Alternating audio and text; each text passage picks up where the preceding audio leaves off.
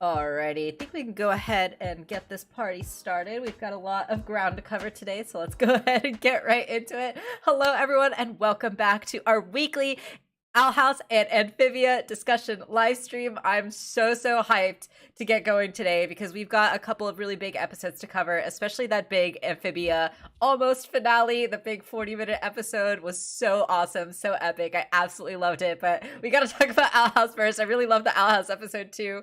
Hello, everyone. Welcome. Thank you all so much for being here today. I know that today is Mother's Day in the United States. I convinced my mom that if we did something later in the week that I could have today free, so I'm hanging out with her on Wednesday. But thank you all for taking the time to be here today. Morgan is here. Welcome. Robin is here. Curmudgeon's also here as my guest and in the chat. Do you want to say hello, Tom, to everybody? You can't make me do anything. I'm in a different country. That's fair. That's 100% fair. Oh my gosh. Well, welcome. Thank you so much for being here as my lovely guest, as always. Who else is here? That guy who makes videos is here. Magical, best Owl House episode. I really loved this Owl House episode. It was really good. Magical is here, not yawning because of the chat, because you were here late. You were up late last night thinking about both these episodes. I feel you. I 100% feel you. I definitely got less sleep, both for staying up late and waking up early this morning to be here earlier today. So thank you so much for being here. 100% at my mercy.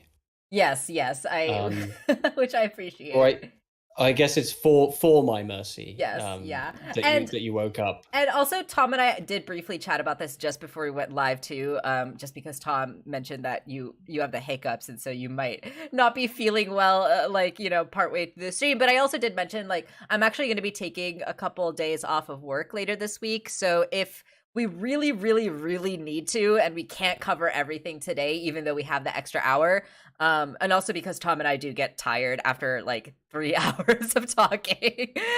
So if we really can't cover everything today, and if we really need a little bit of extra time to get into all of the little nitty gritty that we need to, we might do an extra bonus stream later in the week just to finish wrapping up everything that we didn't get to.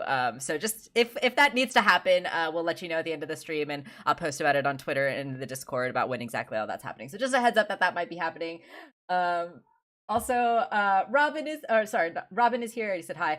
Rooster is also here. The frogs are no longer funny. I would say they're still pretty funny, but also very heartwarming. Thays is here. Sorry if I'm not pronouncing that correctly. Can't be here for the stream. No worries. Be here for as little or as long as you want. Just codes. Our Blast is here too. Tune for Thought is here too. Thank you so much for taking the time for being here today. Really appreciate it. All right, let's get into it. Why don't we? We have a lot of ground to cover. Let's start with Owl House because that's how we do things here. And we have obviously a lot to say about Amphibia, so let's start with Owl House. I really love this episode. I was not necessarily expecting an episode to be just side characters, not our main cast present at all. We didn't get Luz, we didn't get King, we didn't get Ida or Lilith or any of those folks. So we still don't know what's going on with them. We know that Ida and Lilith, we got left on a huge cliffhanger with them. We don't know, we haven't gotten a follow-up with them yet. I still suspect that they have gotten out of the Owl House before those scouts showed up. That's just my theory, but we'll see how that plays out. Luce and King are obviously headed back from the from King's adventure, finding out that he's a Titan, but it seems like they've gotten back, but they have not reconnected with Ida. They have not gotten their way back to the Owl House yet, so they're missing in action somewhere. But Luce is still texting Amity, as we'll see. Yeah, overall thoughts. I really love this episode. Tom, I know that you noticed a lot of references in this episode too that also tie in thematically, which I'm really excited to talk about because you have that knowledge that we'll definitely get into when we get there. But before we get into just the details, do you have any overall thoughts? I hated this episode. No, you didn't. No, of course I didn't. I loved this episode. I had so much fun. There are so many little things that just made me very happy. It's funny, I was talking to Shia. I don't know if she is here right now. And something I realized while talking to Shira about this episode is that I cared less about what the themes and actual like substantial takeaways of this episode were, and more about the fact that it makes a reference to the 1982 horror film The Thing. And that's all I've been able to think about since. That's literally all I care about. I don't care about any of the character development. I mean, I do care about it, but in comparison to the fact that Gus, like, it's not even like a facsimile of the poster. It just is the poster with the text obscured for copyright reasons. And I love that. It tickled me. I'm very happy. I'm excited for you to talk about The Thing and like the way that it ties into this episode. And I'm excited to talk about the character interactions in this episode because we got some really awesome. We got some absolutely S tier character moments. Absolutely, especially with Hunter and Gus, whom I absolutely love. And sorry, I cut you off. Go ahead. Just a couple of detail. Well, I say a couple. More like one tiny detail that I noticed. I don't know how many other people noticed it, but we'll get to it when we do. And it's just some neat little mise en scène. Yeah. This was just a really, really good episode. It was just a really clever, well-made episode. The Owl House is a better show than Disney deserves, frankly, as a corporation. 100% agree with that. So I absolutely love this cold open. I saw Rebecca Rose tweet about how she was like teasing a little bit about how this was like her favorite cold open in the show, and I was like, ooh, that's like a big heavy ask, but I totally see where she's coming from. I absolutely loved this cold open, you know, this flashback with this origin story, how Gus and Willow met and became friends. I thought that was such like a lovely treat. I never expected that we were going to get that, but it was so awesome. And we start off with this little bit of a Gus backstory, right? So Gus, we know, has like skipped a couple of grades because he's incredibly talented, incredibly intelligent, incredibly good at illusions, right? So we see him here doing this like Titan anatomy lesson, essentially, right? Like illusion has so much comparison to art, and like as we'll see in this episode and as you'll discuss, like to cinema, right? Like there's so many parallels with like illusion magic and like how it's used. And I feel like this anatomy lesson essentially, right, is like something that artists have to do, right? You have to learn anatomy and learn how to do it. And I feel like that's like, yeah, it makes a lot of sense to be an assignment to me. And obviously Gus is really good at it, right? And he's also very little. I think we need to address how little he is. He's so tiny. He's a bab. I love him. He's so squishy. He's a precious little squishy friend. I love him. I love him so well. So the I totally agree, Toon, that Gus definitely needed some more backstory, some more depth. I totally agree that he was such a character with so much potential, and so much intrigue and like so much heart as well. He really deserved the screen time, and I'm so glad that we got it this episode. Yeah, indeed. A lot of people were complaining about the lack of Gus and particularly the lack of Willow. Yeah. What is Nightbot doing? Stop spamming I will spam caps if I bloody well please. Leave me alone, Nightbot, you fascist. I can't even express enthusiasm anymore. I should change. Okay. I should change the Nightbot settings on that, honestly. Please do. No, oh my god. Not Aaron Burr typed an all caps message and it was immediely culled by Nightbot. Nightbot has gone mad with power and we have to stop it. I'll go in and change it at some point. But yes, welcome Shia. Thanks for being here. Yes, Gus and Willow, we've had some great stuff with them, and also some great Willow and Amity stuff in this episode as well. I'm curious. I've heard of some people say they would have liked more from this episode. I feel like under the circumstances, you can sort of see where they've assimilated certain plot threads into single episodes to make up for time that obviously ended up getting cut.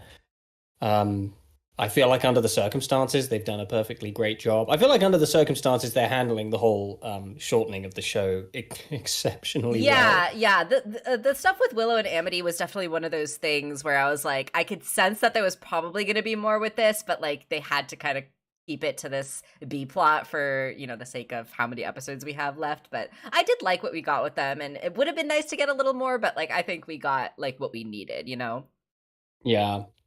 Yeah, Amity said some things I in like this was episode. screaming at Amity as I was watching this. I was like, Like, ah!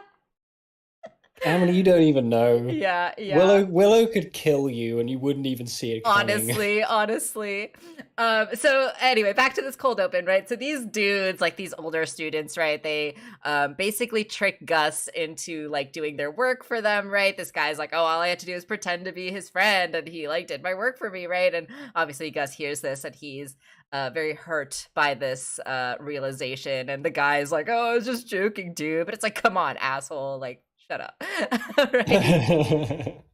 And then we get like this really this like heartbreaking moment, right? Like with Gus, where he's like he turns his anger inward, right? Like he doesn't like get angry at these students who are taking advantage of him, but he's like, oh my gosh, how could I get fooled again, right? Like he's very much internalizing this as like his own fault, which is like heartbreaking to see, but also very relatable, right? I saw Robin and a couple other folks say in the chat like there was a lot of relatability when it came to like dealing with mental issues, things like that, anxiety. And like I totally agree. I absolutely love how this episode talked about like mental health essentially, and like anxiety and how to deal with that. And it really reminded me like this kind of sequence, right, where Gus is essentially projecting this illusion, this like trauma essentially, right?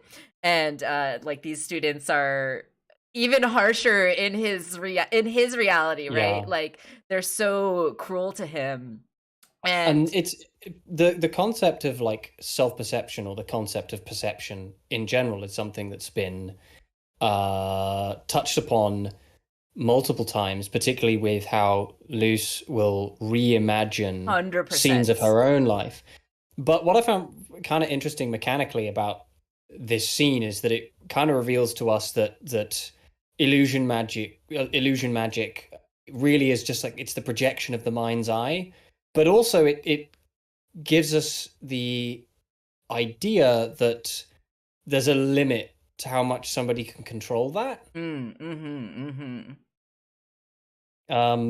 it kind of makes me wonder how many other people have this issue of accidentally projecting what's going on in their mind's eye. That must be very awkward if they're having some not safe for work thoughts. Oh no, stop. We don't want to think about that. No, we don't want to. Okay, but like it's true though, isn't it? You know the Illusion Coven head guy has done shit like that. The Illusion Coven head guy is basically dead now. He's basically oh yeah. Gus killed him. Gus absolutely. Let's be real. Him. Gus rendered him catatonic. Yeah. So Willow is also hiding out in this classroom, right? And she's like trying to be funny. She like makes her little abomination like beastie. We know that Willow was struggling to be an abomination student before the events of season 1. So this is obviously back when she was an abomination student, and we see that she's not very good at abomination magic, right? She's trying to be funny, but it ended up being horrifying, which is very sweet coming from Willow, right?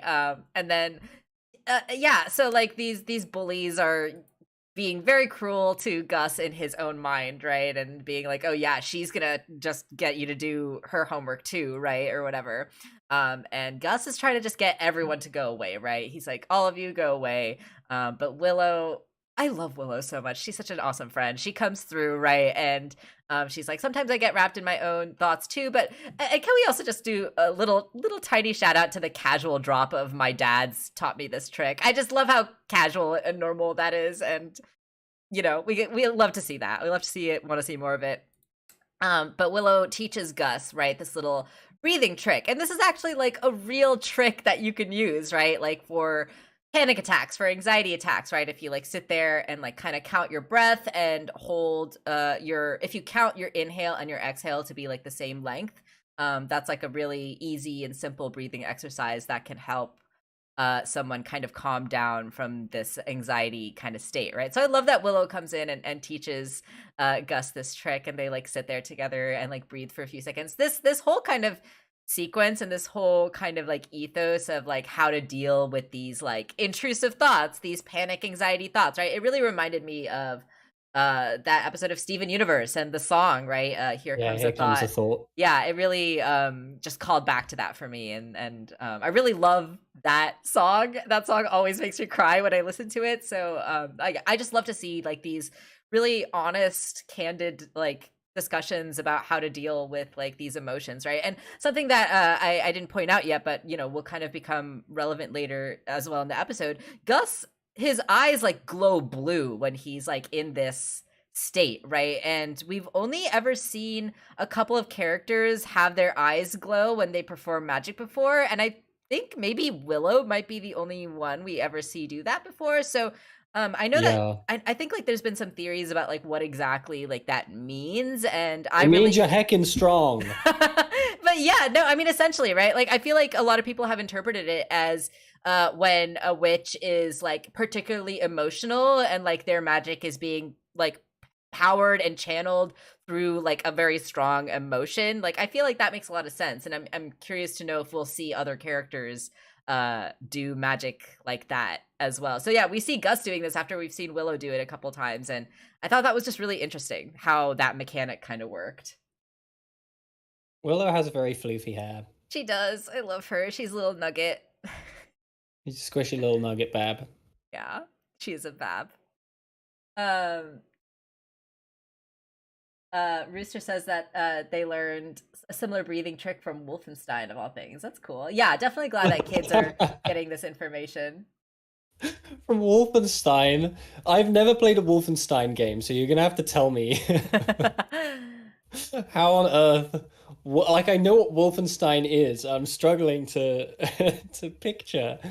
Yeah, yeah. Oh my gosh, if you guys start singing "Here Comes a Thought" in the chat, I'll just start crying. We don't have time for that. The next like hour and a half is just you in tears. Yeah, exactly. Toon says that I've seen a valid theory that only Gus and Willow do this because the sigils also normalize this power. Oh, that'd be interesting. Yeah, so maybe like we've only ever seen kids do this and not adults because the sigil. Well, then maybe we could have seen Ida do it, right, at some point, but we haven't. So I don't know. Yeah, it's interesting. I'm curious to know how that'll come into play later. Yeah, what emotion is Willow having when she uses her eye glow magic, right? I love this little intro, this little re-intro of these characters as well, right? We see Bartholomew and we see that he's doing mixed track as well too, right? He's got the I think he's doing illusions and something else, right? And then we see Emra and Edric also doing mixed track. We see Emra with her healing coven colored sleeves, and Ed is doing potions and beastkeeping. I love the design. I love how it's like half orange, half yellow, and then they keep the blue tights for the illusion, right? So I love how like, you know, this is more of a thing. And even like Principal Bump and you know this teacher are talking about it, right? And like this is actually something that I was questioning and wondering when, you know, that season 1 episode which introduced this idea of like Luce doing multiple tracks, how it was going to play out, because I was like, okay, it seems like, you know, this coven system is very like strict, it's very like rigid, and the fact that like the school and the principal is willing to like, you know, go against that is very interesting to me. But like this show has shown us, right, that Bump is actually genuinely a really thoughtful and caring educator, and he like actually genuinely cares about like the well-being of the kids, and he will break the damn law. Yeah, and he's willing to stand up to the man, right, to like take care of these kids and like get these kids like a good education, right? And he even says it here, right? Like I thought it would be more trouble than it was worth. He thought that he was going to get more pushback for it, but he's just happy to see the kids get like into their education, right? Be enthusiastic about like learning. And I really love Bump as a character. I think that he's kind of like surprised me a little bit like a couple times, but in like the best way. I love that he's like this unequivocally like he cares about his students kind of like caretaker, you know? And he has just beautiful hair. And he's so freaking hot. Why did they make him so hot? Okay, so illusion coven guy walks in, right? And he's probably at this point the illusion guy. Has anyone decoded these messages yet? These messages that Amity has gotten from Luce, because we get like a couple close-ups. Maybe it says like I think it says Deutschland über alles. Oh no, maybe is what this says. Oh no. Something Ignore my something. ignore my Deutschland comment like Yes, the bad fart that it was. I'm fully ignoring you. Yeah, so if anyone knows if these messages have been decoded yet, I'm curious. It might be like oops. Question. Yeah, I don't know. Someone's gotta decode that for me because I'm curious about what Luz is texting to Amity, other than of course all the little hearts and all of that stuff. Just the lyrics of Once in a Lifetime by the Talking Heads. Yeah. Toon says, can I bring up that Luz has helped positively influence Hexside by doing what Ida has considered criminal for?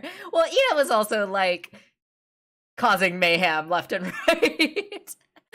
Yeah, she's committed a few other crimes. Yes, but definitely Luz and her kind of like positive influence on everyone, right? That she kind of comes across is something we see a lot of in the show. Not Aaron Burr. Why would she want help if Bob Hoskins was at her house? Why would she not be like, oh my god, Amity, Bob Hoskins is at my house. I'm so excited. I get to meet my hero, Bob Hoskins. Oh my gosh. He almost played Al Capone. He almost played Hootie. We didn't realize that. God. I'm trying to imagine what Hootie would sound like if it were Bob Hoskins. Oh my gosh. So Amity is struggling to decode these messages, right? And she's like, something, Day of Unity, something, don't scare him away, right? So I think that maybe that's Hunter, that she's talking about Hunter, right? Like, don't scare him away, because he's a precious child. He's a precious traumatized boy. Don't scare him. So yeah, she's like, I don't know what it means. And Gus is like, what about the hearts? And we get a cute little blush, right? I like how Luz, even though she's panicking and like things are all going to chaos, she still takes the time to send her girlfriend some hearts. As she should. Yeah. Okay, so this was the first moment where I wanted to scream at Amity, right?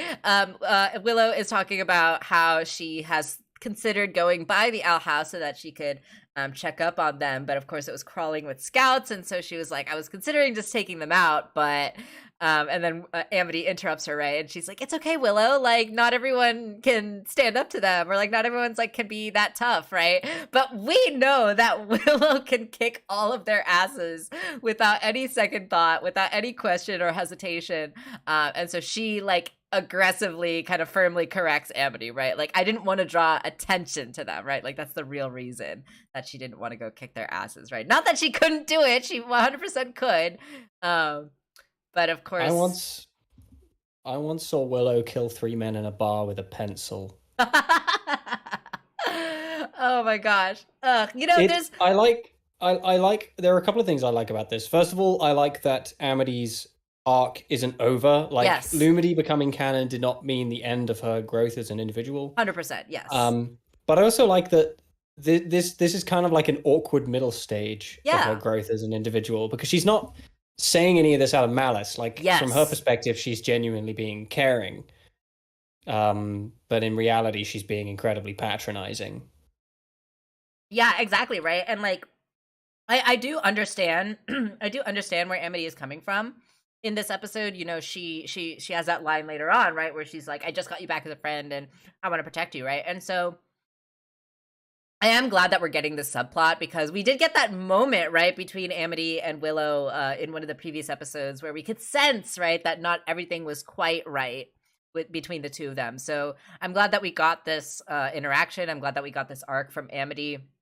And I do like that excuse me. I do like that it's not coming from a place of malice. I don't like that, or I like that she's not saying like, oh yeah, I know that like you're not that good of a witch, and so I'm gonna like protect you, right? She just doesn't know better. She hasn't been around Willow since she switched to plants, right? And so she really doesn't know what Willow is capable of. And I just also want to point out that one of the best characters on Buffy the Vampire Slayer is also named Willow. And so I just want to draw this comparison that Willow is a name reserved for characters who are squishy, loyal babs, but who could also kill you without a second thought if you cross them or cross anyone they love. So I just love that. What are some other characters called Willow? I don't know. Are there any other Willow characters that you think could absolutely body you if given the chance? There have never ever been any other characters named Willow. Yes, there are only two in existence. um, yeah, definitely. I think that there could have been more between these two, but I think like we got what we needed in this episode, and I really liked that we were able to cover this ground. I just Googled characters called Willow, and it gave me a 1988 fantasy adventure film Mm. starring Val Kilmer and Warwick Davis. There you go. There's one more. No. I mean, I guess the Warwick Davis character is called Willow. So I don't know. Maybe I haven't seen the film. Maybe this Warwick Davis character fits that trope Yeah. that we've pre-decided. Yes, the squishy loyal babs who are adorable and we love them, but could also kill you. So yeah, Gus is like, you should say something to her, right? Like, we love Gus. He's such a supportive friend, and he really loves to stand up for Willow. And Willow is trying to explain, like, oh, we just started hanging out again. Like, she needs time to get to know the new me, right? And Gus, of course, says the real you, right? Which is really sweet. I just really love Gus and Willow. Their friendship is so awesome. Gus knows what she's capable of. Gus has seen her definitely kill some men. Yeah, 100%. And so we see here now little Flapjack, right, has come through rifling the garbage can, pulling out this sandwich. And of course, Gus recognizes him immediately and goes after him. And I absolutely love that, that it's Gus who's the one who found Hunter. I know like a lot of people before this episode were theorizing about like, oh, who could Hunter like go to for help, right? And I think it totally makes sense 100% that he would not go to anyone for help, that he would just run and be alone and try to figure it out, because like he just got betrayed, right? He just found out that everything he knew was a lie. He just found out that the person he trusted the most and cared about the most doesn't give any crap about him and is willing to dispose of him and kill him at the slightest inconvenience, right? And so like Hunter's whole world has been turned upside down. And so I think it makes a lot of sense, right, that he would feel that he couldn't trust anyone, right? Like he wouldn't be able to trust, like, come on, like it makes sense for him to get a crush on Willow after one day's worth of interaction, but it doesn't necessarily make sense for him to like trust her, right, with like his life. Same with Darius, who's worked for Bellows his entire life, right? So that's what a lot of people were thinking he'd go to Darius. I'm like, I mean, like Darius still, it's in Hunter's eyes, Darius is still working for the Emperor. Exactly. He doesn't know that Darius is a turncoat. Exactly. And so, like, it made total sense to me that Hunter would go off and hide on his own. And I do love that Gus is the one who found him, though, because something I really, really love about all of these Hunter episodes is the way that he parallels the character that he's with, right? We saw this in Hunting Palisman with Hunter and Luz. We saw this in Eclipse Lake with Hunter and Amity, Hunter and Amity kind of reflecting each other in the way that they have like these parental figures that treat them this way, right? And then we get the parallel between Hunter and Willow, right? This feeling of like insecurity, feeling like they're not good enough, feeling like they have to prove themselves, right? And then in this episode, this parallel between Hunter and Gus about this idea of feeling like people are taking advantage of us, people are fooling us, that we can't trust ourselves or other people. And how do we find that again, right? Like when people have been taking advantage of us and lying to us, how do we find it in ourselves to trust people again and to open up to people again, right? So I really love that parallel between Gus and Hunter in this episode. You will notice that this whole scene takes place on a stage. Yes. Playing yet again into the themes of like the performing arts. And I can nerd about that as a cinephile, but also thematically this whole episode does kind of deal with perception versus reality in various different ways. Our perception of a situation versus the reality of that situation, or our perception of a person versus the reality of that person. Yeah, absolutely. And you know, I mean, that's sort of the hook of Willow's whole thing in this episode. But I think it is also to a degree kind of part of Hunter's whole thing, isn't it? I mean, this is where the veneer finally this is the final nail in the coffin of his veneer, isn't it? Totally. Especially by the end, where they're like, "Oh my God, like he's so scrawny. I was expecting so much more," and that like there is that feeling of at the beginning of this interaction, there is that feeling of kind of hostility from Gus, who you know Yes, doesn't definitely. trust him, and then he kind of looks at him for a bit, and he realizes, oh, oh my boy. Oh, you're just a sad, traumatized dude, right? Yeah, it's the perceptions versus the reality, which you Yeah. know Yeah. And I obviously plays into the illusion magic and kind of the definitely. like actual mechanics of the episode, but also the characters. Yeah, 100%. And I love the way that the magic is tied in thematically in this episode. Like I feel like it's so brilliantly done. And yeah, exactly what you said, right? Like this idea of like getting past illusion and getting into like the real thing, right? Like and I love the way that that's kind of set up between Gus and Hunter in this initial interaction too, right? Where like Gus is first like, Yeah. "What are you here doing your golden guard?" And then once he like realizes, right, he kind of Yes. softens and like lowers And his calls him weapon, Hunter. Yeah. calls him Hunter. Yeah, so I really love that.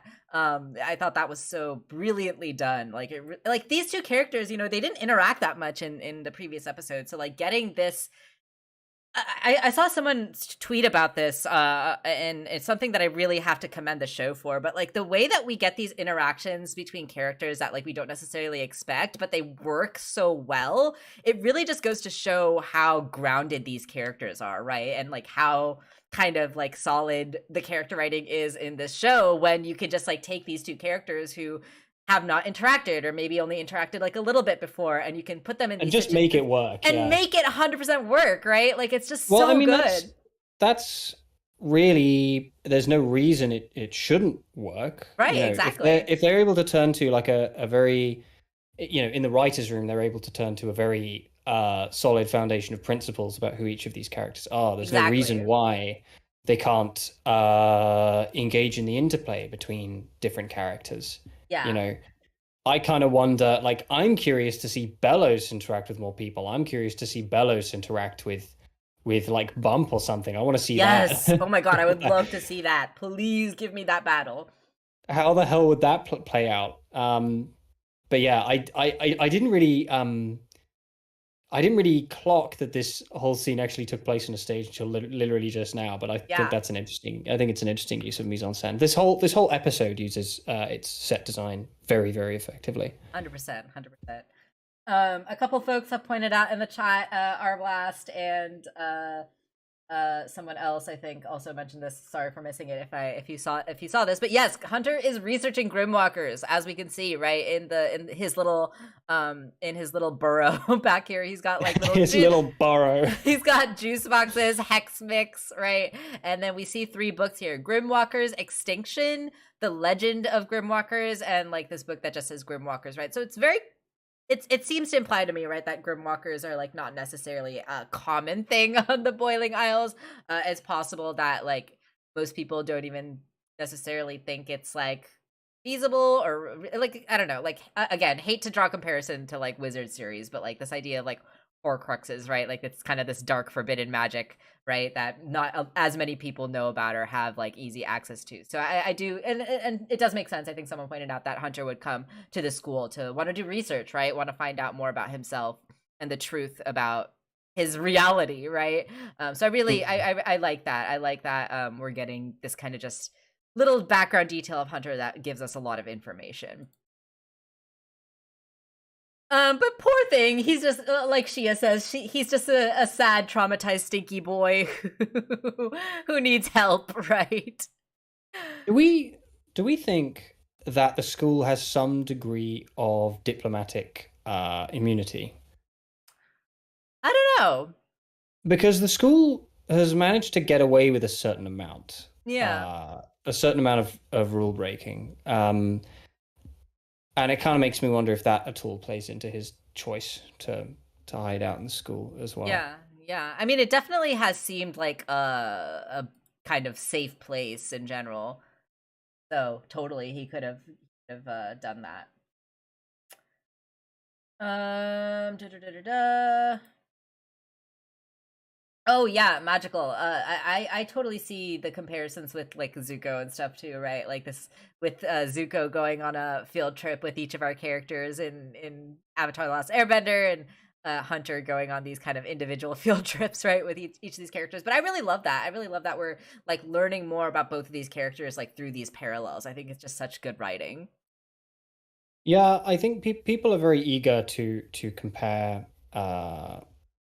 I mean, whenever a character experiences any form of redemption arc, they get immediately compared to Zuko, Right. as though Zuko is the absolute gold standard of redemption arcs, and that honestly makes me sad because Zuko is an excellent redemption arc, but the kind of arc that Zuko has is particular to the kind of character that Zuko is, Right, of and course. not every character with a vaguely similar backdrop to that is gonna really be comparable.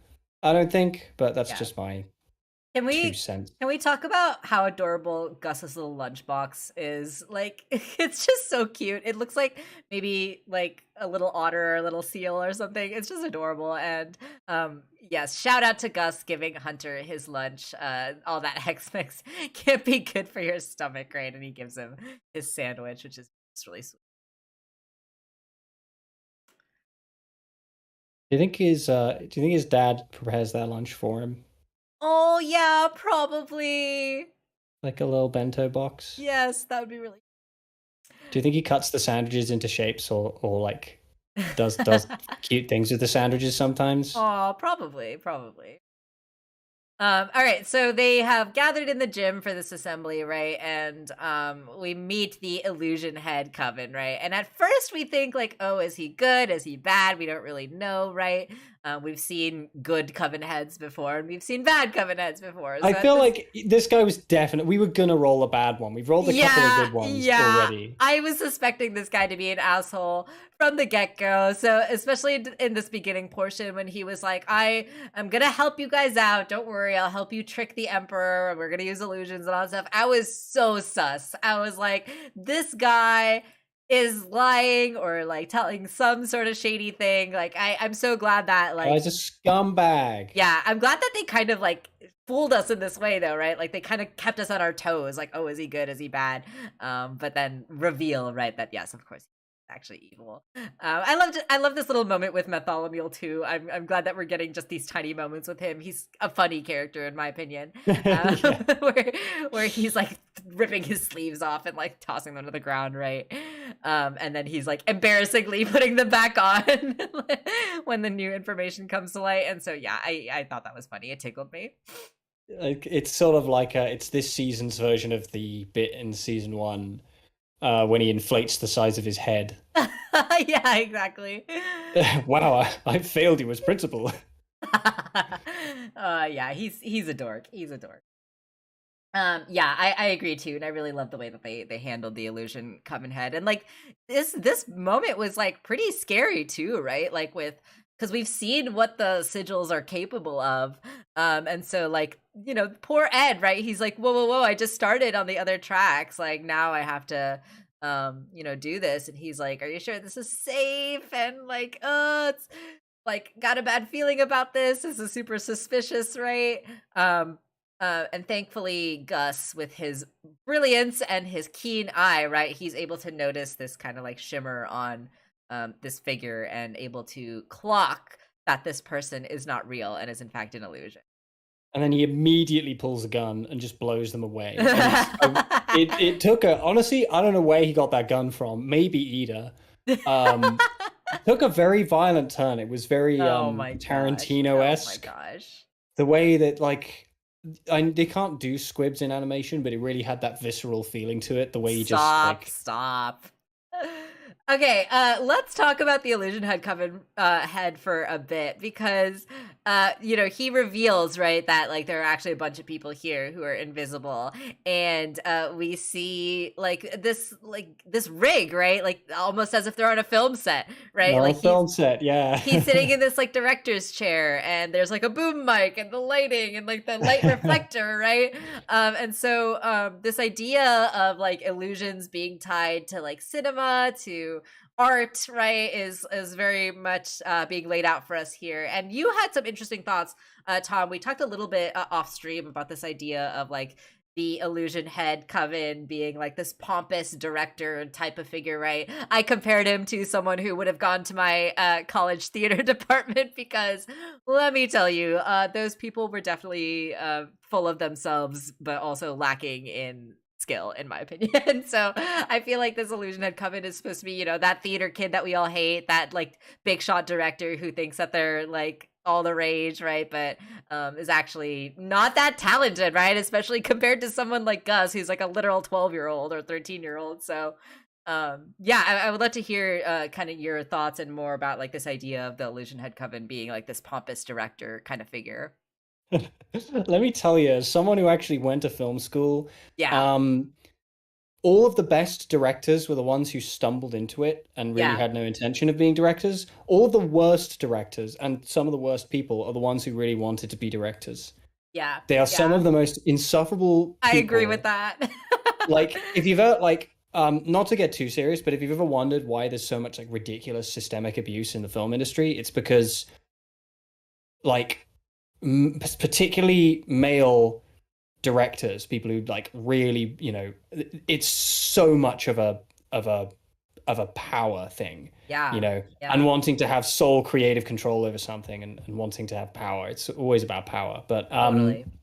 yeah, I find it interesting that so many like concerted efforts have been made in this episode to draw that comparison between illusion magic and filmmaking. I just think it's very, very neat, and it makes a lot of sense given the idea, you know, given the idea that illusion magic is the projection of the mind's eye, right? It, I just, when you think of how many filmmakers used to refer to filmmaking as the grand illusion, you know, Right. Tom Savini, the special effects artist, called it the grand illusion. He wrote 2 books called The Grand Illusion. Georges Méliès, one of the greatest founding filmmakers ever, used to call it the grand illusion. You know, the idea that it's it's magic. You're creating magic. You know, he Literally, was yeah, like, yeah. he was the founder of like modern magical realism in cinema. You know, used to do like actual editing on the spot by stopping the film reel. Crazy wild stuff, and you all should totally look it up. But I just love it. Like, a lot of people forget that the people who make these shows that they love cinema. Yes, like totally. they don't get into the industry of making animation and making film because they don't love film. You know.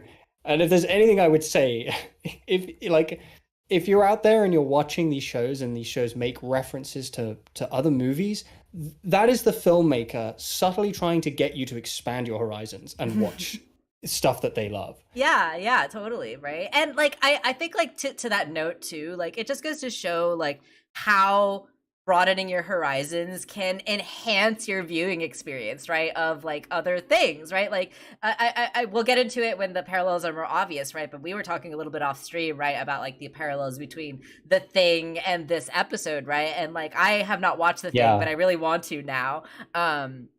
And like those ideas that are in that movie carry over into this episode, right? And it like added so much more to the experience of this episode for you, Tom, I would imagine. And so like I think like that is also such like a brilliant way to add layers to an existing thing, right? Like they have only 22 minutes to put this episode, but they added so many layers, thematic layers and ideas by tying in this like outside reference, right? And I absolutely love that. And so I feel like broadening your horizons, especially when it comes to film and media like this, I think like it can only ever enhance your viewing experience of like other things, right? And I absolutely love that.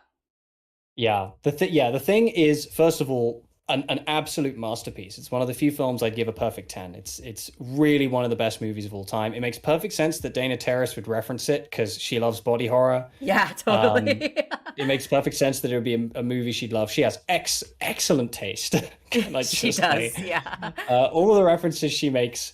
I went into this expecting a Maze Runner episode, which it Right. kind of was. It was like vaguely, barely Maze Runner, but like, yeah. But it ended up having more in common with the Thing. Yeah, absolutely. And that, of course, is a very pleasant surprise to me. But yeah, when we get to, I mean, it's coming up very soon. When we get to it, there's the poster, and I can sort of elaborate a little. Yeah, definitely. So Gus, right, he has this confrontation with the Illusion Head Coven. The Coven Head is like, I'm gonna cut off your illusion magic, right, and threatens to put the other sigil on him. And then Gus panics, right, and his eyes glow blue as he sets off the spell, this like projection, right. And obviously Gus is like incredibly powerful. The Illusion Head Coven guy is even like, how are you doing this, right? Like he's never even seen anything like this before. So because he's not a pro gamer. He really isn't. He kind of sucks. He kind of sucks. He's just like blowhard. He really is. Like I bet he doesn't even know how to dodge roll. He probably doesn't. I bet he doesn't even know what a dodge roll is. No, not at all. Broadcast loser. Hunter comes through, right? We love to see our boy save our other boy. He comes through and pulls Gus out of this like illusion, right? And we see the illusion head guy use this like little mirror earring thing that he has, cast a spell, and then he realizes that he's in this graveyard, right? We saw this graveyard before. What is it called? The Galderstone, or the what is it called? I forgot the name of this graveyard, but we've seen this before, right? We saw this in the previous episode with Gus and the Glandis kids and that whole storyline. So it's interesting that we're being brought back here, right? And obviously we know that Gus is incredibly powerful and good at illusions. But to cast this entire huge illusion like throughout the entire school, and as we can see here, right, like the Coven Head is actually impressed by Gus's work, right? And not only because we find out later on that he wanted to like find this location, but also like he points out here, right, that like there's a lot of detail in like the work and stuff like that, right? And like that's definitely something that very skilled artists are really good at, right? Like getting those details and like making something look realistic, right? Like that's a mark of a great artist. In many ways, this whole thing has more in common with like special effects work specifically than just like film as a whole. Totally. Which makes perfect sense. Yeah. And kind of plays even more into the hand of using the thing as a as a little Easter egg. But yeah. Yes, thank you, Shia. It was the Looking Glass ruins. Thank you. Appreciate that.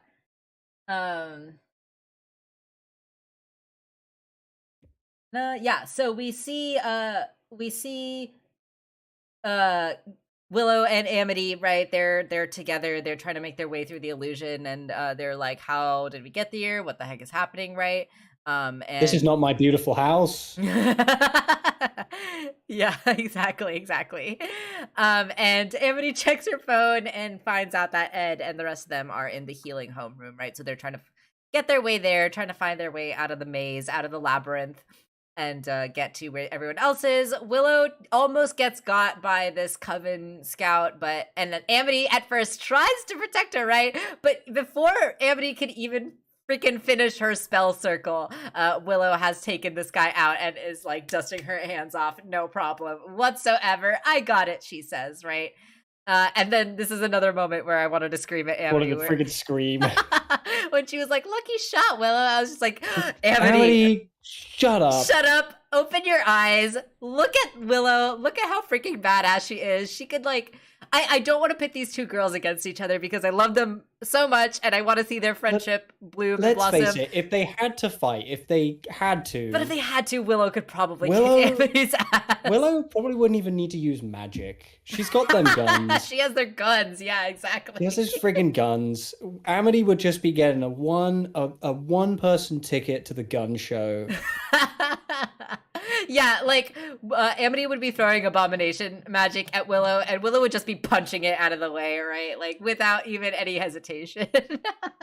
It would just be very embarrassing. It really would be, yeah. So like Amity, get it together. Get it together, girl.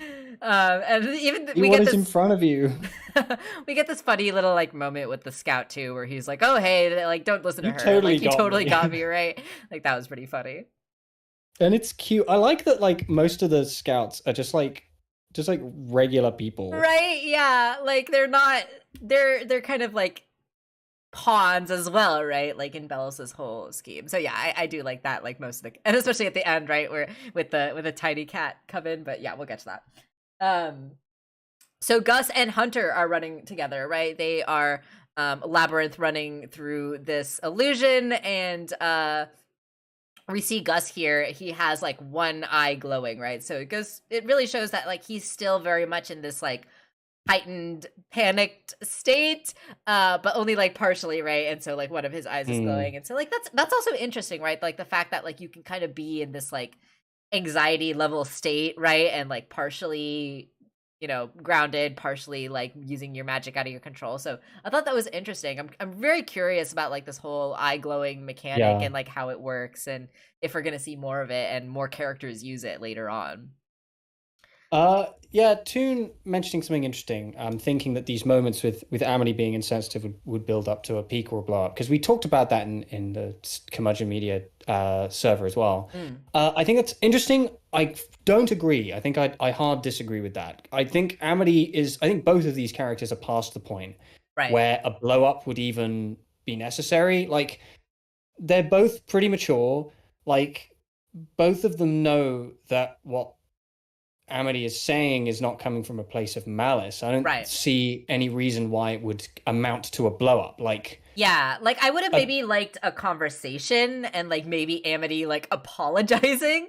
But also like conversations don't necessarily make great animation, right? So I can understand why if they needed to cut something, like a conversation would be something they would cut, right? But yeah, I can see where you're coming from, but I tend to agree with what you were saying, Tom. An interesting line here from Hunter, right? When Gus is like, "Oh, I created this spell, right?" or whatever, and Hunter's like, "Well, you're a witch, unspell it," right? So I thought it was interesting that some people pointed out like Hunter's line here, "Well, you're a witch, right?" He's already kind of separated himself, like he doesn't consider himself a witch anymore, right? Which I thought was interesting. kind of, yeah, maybe it is that thing of not being biologically capable of producing magic. Right. But I also like this line that we get from Hunter too, right? Like he's like, if we're still in Hexside, we should find a teacher. Which is interesting, right? Hunter still has this idea of like authority and like we should find someone, with the power, right, who can do something for us. I thought that was interesting too. The power. I've loved this interaction between Gus and Hunter so much, right? Where Gus is like, "Why did you help me? Like, I don't understand," right? And Hunter doesn't want to reveal the truth, right? He doesn't want to express his vulnerability, right, to Gus and expose himself essentially. And so, like, I did really love this interaction where, of course, we get this funny moment with Hunter falling down the stairs, but where Hunter is trying to say like, "Oh yeah, I owed you for the sandwich," right? And Gus is like, "You were trying to trick me into a coven at one point, and now you're like trying to keep me away from one because of a sandwich." And Hunter being like, "It was a good sandwich." You don't understand. It was a good sandwich. You don't have a clue. I tend to agree with Gus though that no sandwich is that good. You don't have a clue. Oh my gosh. And of course Gus is like, we need to trust each other, right? Which is this kind of the crux of this whole episode, right? This idea of like, who do we trust? How can we trust when we've been taken advantage of so many times, right? And I really love that. It's like The Thing, except nicer. Except kid friendly, exactly. It's less like who can we trust in a Shifty Eyes, there's a terrifying monster about that wants to kill us, and more like, how can I trust when I've been taken advantage of? Right, exactly. Yeah, so Hunter almost tells Gus here, right? He's almost like revealing his truth, but of course they get interrupted by the scouts, and they end up fighting a little bit, right? Hunter kind of trapped in the abomination goo. until, right, the scouts recognize who he is. And at first they're like, oh, you're the Golden Guard, you're on our side, like, apologies, right? So it's interesting, right? That Belos has told the guards and told everyone, right, that he's looking for Hunter, and has sent out a search party for him, but has obviously not expressed the details of why he's looking for Hunter. And so these guards are letting Hunter go, like, oh, by the way, your Golden Guard, yeah, like Belos is looking for you. He's worried sick, right? And then we see like this panic from Hunter, right? Like, poor thing just found out that Belos is literally going to kill him. And so yeah, like this like panic that we see, and I love that Gus is observant enough, right? Like that's something that Gus is extremely good at. Like he's very keen, and like he's able to notice these things. And obviously Flapjack, right? We've seen Flapjack act as like Hunter's conscience a lot, like kind of Hunter's like, hey, by the way, like these people are good, we should go with them, right? He does that with Gus in this episode too, right? And I think like part of Flapjack helping free Gus is also part of that, right? And it also clues into Gus, right? Like, oh, Hunter needs my help, right? So I really love this like subtle kind of character interactions like in these moments. This really just, I'm gonna keep saying it, but really good writing. It is really good writing. You're correct. I'm not going to disagree with you there. Yeah. I would be wrong if I disagreed with you, and you'd have every right to boot me off this stream. Yeah. Never speak to me again. Yeah, 100%.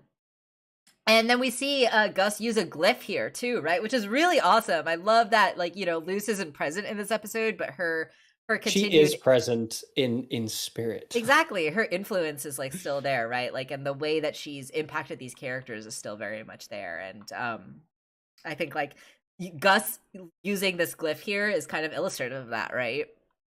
Yeah, absolutely. It kind of it felt to me like a kind of a callback to the Hunting Palisman episode, right? Where only the tables are turned, because obviously Luce used the drawing a glyph with her feet to escape Hunter, and in this case, Gus is using the drawing a glyph with his feet to help Hunter escape. Yeah, absolutely. And I feel like that was deliberate. I might be reading into that a little, but no, I feel like that was deliberate. I feel like that was a deliberate parallel for sure. Let's see. Yeah,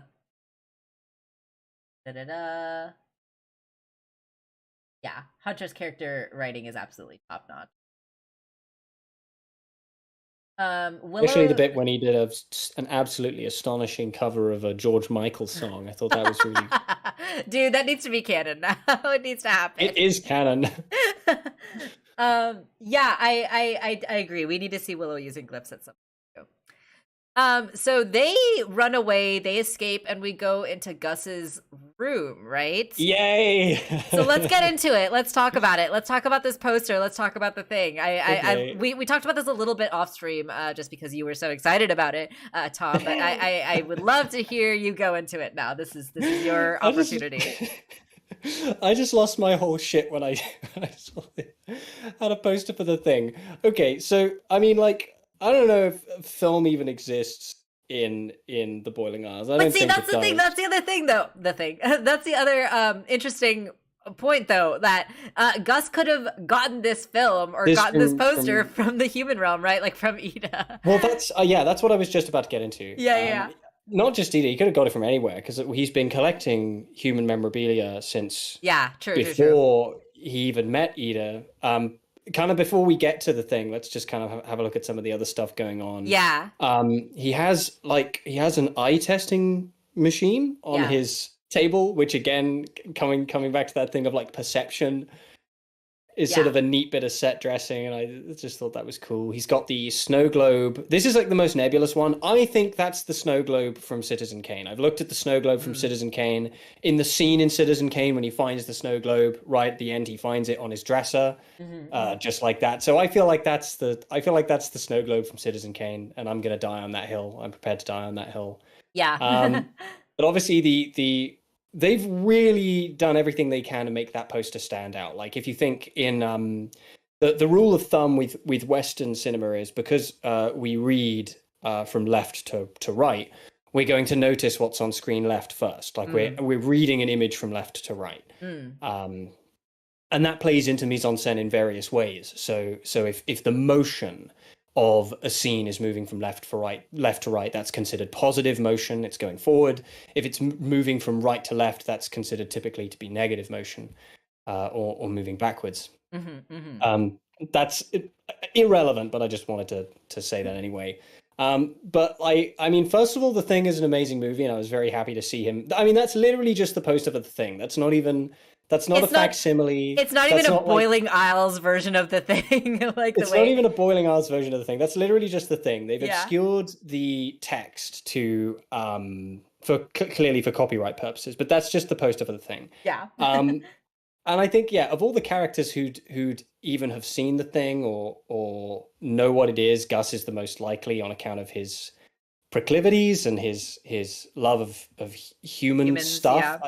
I kind of like to think he thinks it's a documentary. Oh my god, yeah. 100% like he thinks it's real.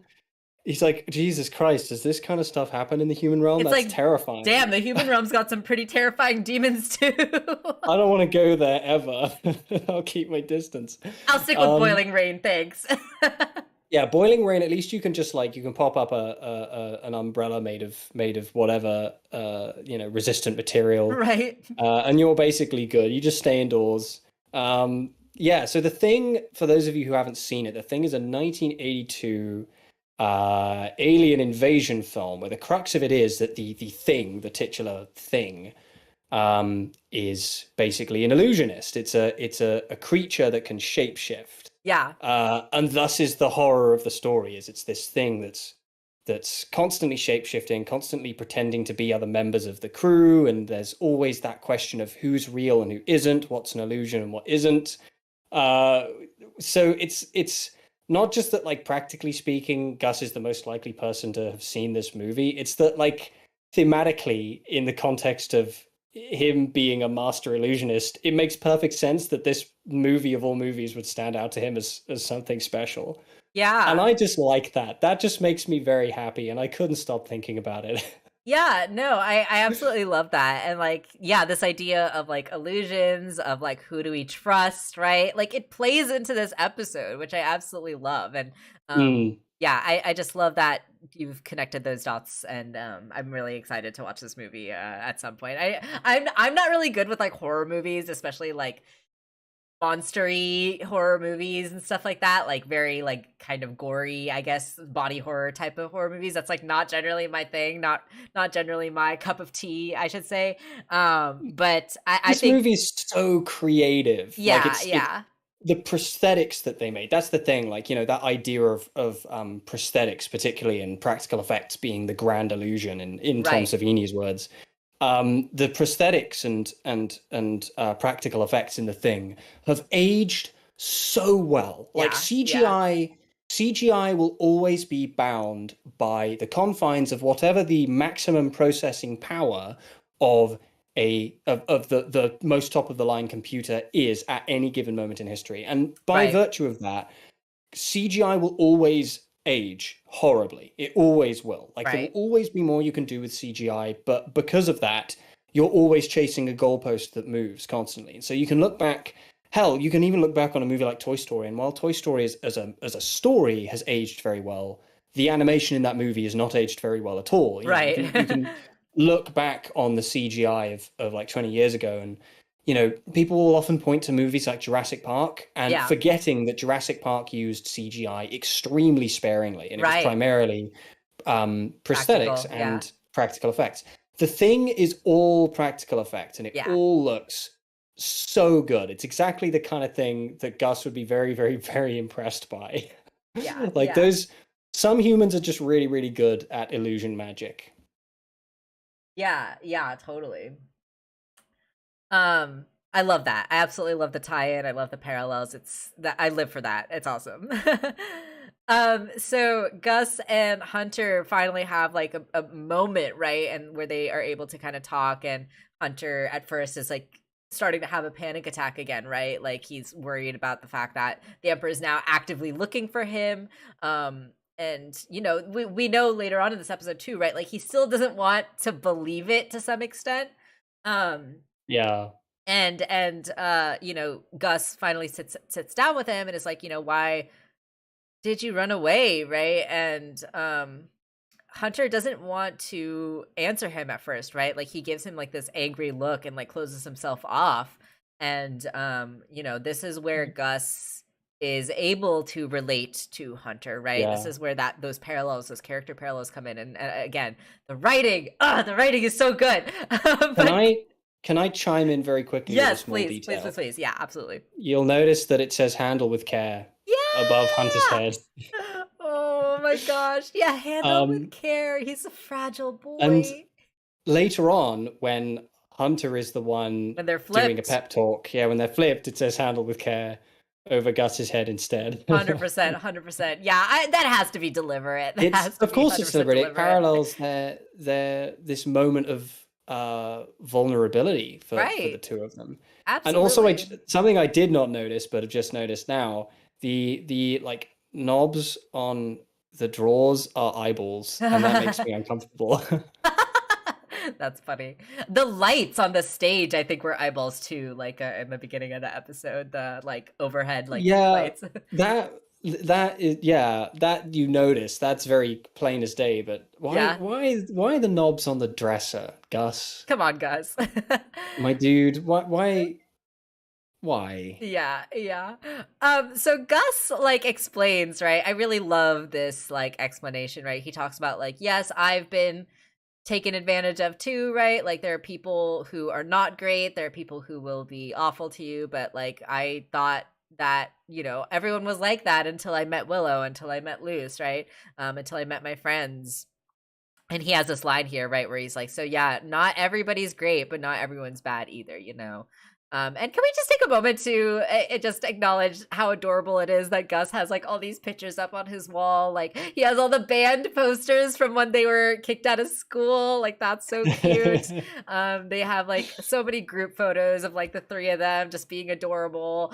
Their Grom photo, right? I feel like we've seen this Grom photo. I think everyone has this Grom photo now, right? Like we've seen Luce have it, we've seen Willow have it, we've seen Amity have it, have we seen Willow have it? I don't remember. But we've seen at least these three have it. I think we've seen Willow. I think we have it because we do get a look. We do get a look at the inside of her house, and we see there's like a picture of her. I think it's that. Yeah, there's a picture of her dad's. Yeah. Doing flyer derby. Oh yeah. And then she had the Grom photo there too. Yes, you're right. And I also just love this little photo with Gus and Bartholomew where Gus is like sticking his tongue out and like pointing at him and he's like angry. I just thought that was cute. I like how their kind of friendship is kind of budding in the background.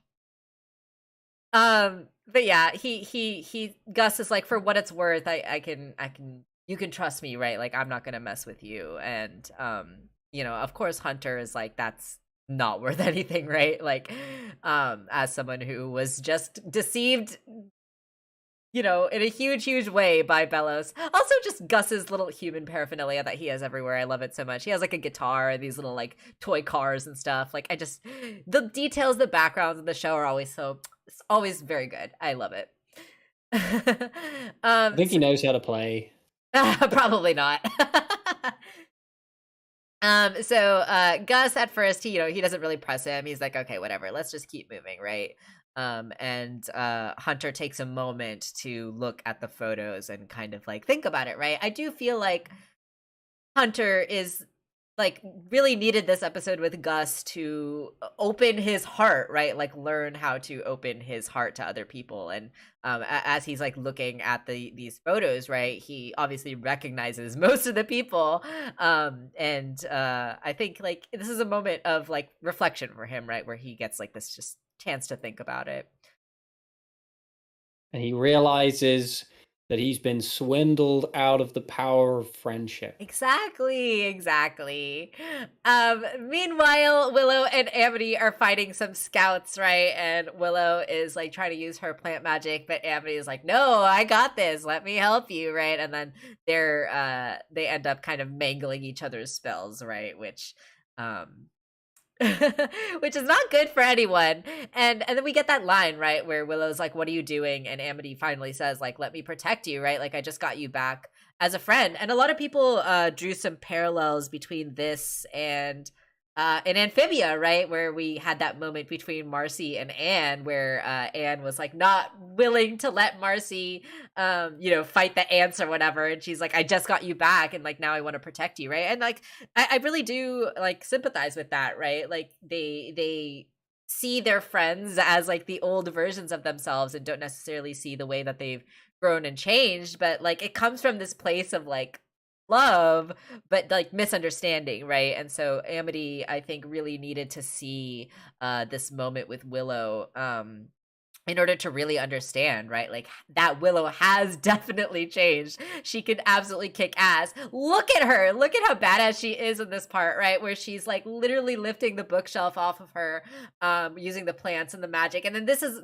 one of those moments, right, where her eyes glow green and she says, like, I want you to see who I really am, right? And so obviously this is a very high, intense, emotional moment for Willow, which goes along with that eye glow when you're emotional theory. But I really loved this, right? I really loved like this like need for Willow to show Amity, like, this is who I am now. I am not this like weak little girl who needs your protection or who's like easily going to be stepped on the way you thought of me, for so many years. So like, let me show you my guns. Let me show you these friggin' gains. These gains. Let me show you how I lift, brah. I love it. I really do. I did really love like this subplot, this B plot. So they end up finding them, right? The other students have found Willow and Amity, and they end up running off. And then meanwhile, we cut back to Gus and Hunter, right? And they have found their way out of the illusion. They're back in the actual real school now. Just love this little moment with the gum. I thought that was funny. And also Hunter just like not knowing what a high five is was really funny to me too. He's just like, what am I supposed to be doing here? And he lifts his hand up and Gus like high fives him and Hunter like is like flinches a little bit at that. I thought that was just adorable and funny. It's a strange tradition when you think about it. It is, yeah. Well, right? High fiving is not a thing on the Boiling Isles, wasn't it? That Luce taught Gus what a high five was. Yeah. So again, Luce's influence, right? Just all over this episode, even though she's not actually there. So yeah, I guess you could call it her linfluence. Her linfluence, if you would. And I would. Yeah. And totally agree with all of y'all in the chat too, and Morgan say, do you even lift, bruh? Yeah, absolutely. Willow's got the gains, right? And this moment, right, the little imposter sound effect came up in my head when I saw this. I was like, oh, this is not Willow, right? Because we just saw Willow with Amity going off with the other students. It's the thing. It's the thing. Exactly. It's going to turn into a horrifying nightmare creature. Yeah. So this was another, little red flag. The imposter sus sound effect went up for me at this moment when Willow called him Augustus, right? Because I think Willow's been consistently calling him Gus at this point. Yeah. So that was another red flag, right? And then at first, fake Willow is like, oh, whoa, what the heck is he doing here? And Gus tries to explain, right? Like, oh, he helped me escape. He's fine. He ran away from the Emperor's Coven. He's a little stinky though, so be nice. Which is funny. But of course, fake Willow is like, okay, well, let's just go find the others before these illusions get any more, right? And she like makes this kind of like scared expression. And I think like this is what clues Hunter in, right? That Willow is fake. Oh, we totally skipped over it. I apologize. My bad for totally skipping over it. But when Hunter first sees fake Willow, he friggin' blushes. We have to acknowledge it. That and sent it to you the second I saw it. Yeah, we have to acknowledge the little blush that comes from Hunter when he sees this fake Willow, because it's adorable. Okay, the winter stands have been well fed this week. The winter stands, absolutely. Yeah, the shippers are rejoicing at this. I thought it was really cute. I honestly am growing towards this like Hunter and Willow, at least like kind of crush that Hunter seems to have on Willow right now. Like, I think it's adorable. And yeah, we had to acknowledge that before we went any further. Um, let's see. Yeah, Hunter is able to put it together, right? That who are you? What are you doing? Right? Like Willow's on our side. Gus tries to like protect her. It's like that's not the captain. Hunter, you're scaring me. Have you ever seen her play flyer derby? I love that. That's She his would like have beat my reasoning. whole ass. Yeah, she would have kicked my ass without hesitation, right? And I really love that. I was mentioning to you off stream that this is a little bit of a cliche, a little bit of a trope, but it's a trope that I actually really enjoy and really love. Like this trope of I know you and I'm able to tell that like an imposter is not you, right? Like this happens in Full Metal Alchemist Brotherhood as well at the end with Envy disguising himself as Mustang and Riza. Like I really love those moments. I can't help it. I eat that shit up. Like, um, yeah. For And those so of you who don't know, there is also a whole episode of Gravity Falls, which is just a parody of the thing. right, exactly. There is literally a whole episode. They go further than just a poster. They make a whole dang episode. Yeah. And to your point, Hyrule, where like you think that maybe that Gus should have been able to tell that it was Willow here. I think like it just goes to show, right, that even though you can be incredibly talented, even though you can be incredibly skilled at what you do at your craft, right? And we know that Gus is incredibly skilled. You know, he was able to see the illusion head coven at the beginning, right? You can still make mistakes, you know? Isn't the whole point of this episode is to do with perception. Exactly, right? exactly. And part of Gus's issue is that he sees what he wants to see. Right? Exactly. That's the whole thing. At the beginning with the bullies, he sees what he wants to see. He even says it, like he says it out loud. Like right. This is more than subtextual. This is just regular textual. He sees what he wants to see, and he saw what he wanted to see, and it friggin' bit him on the ass. Exactly.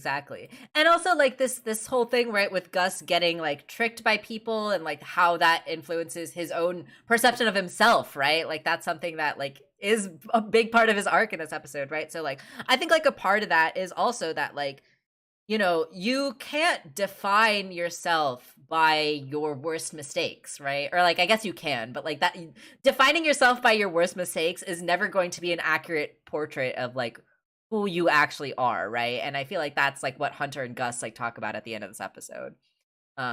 Indeed. So yeah, it turns out that it's Severine, right? This like cat coven person who it's just Dana. It's just Dana. It's literally just Dana.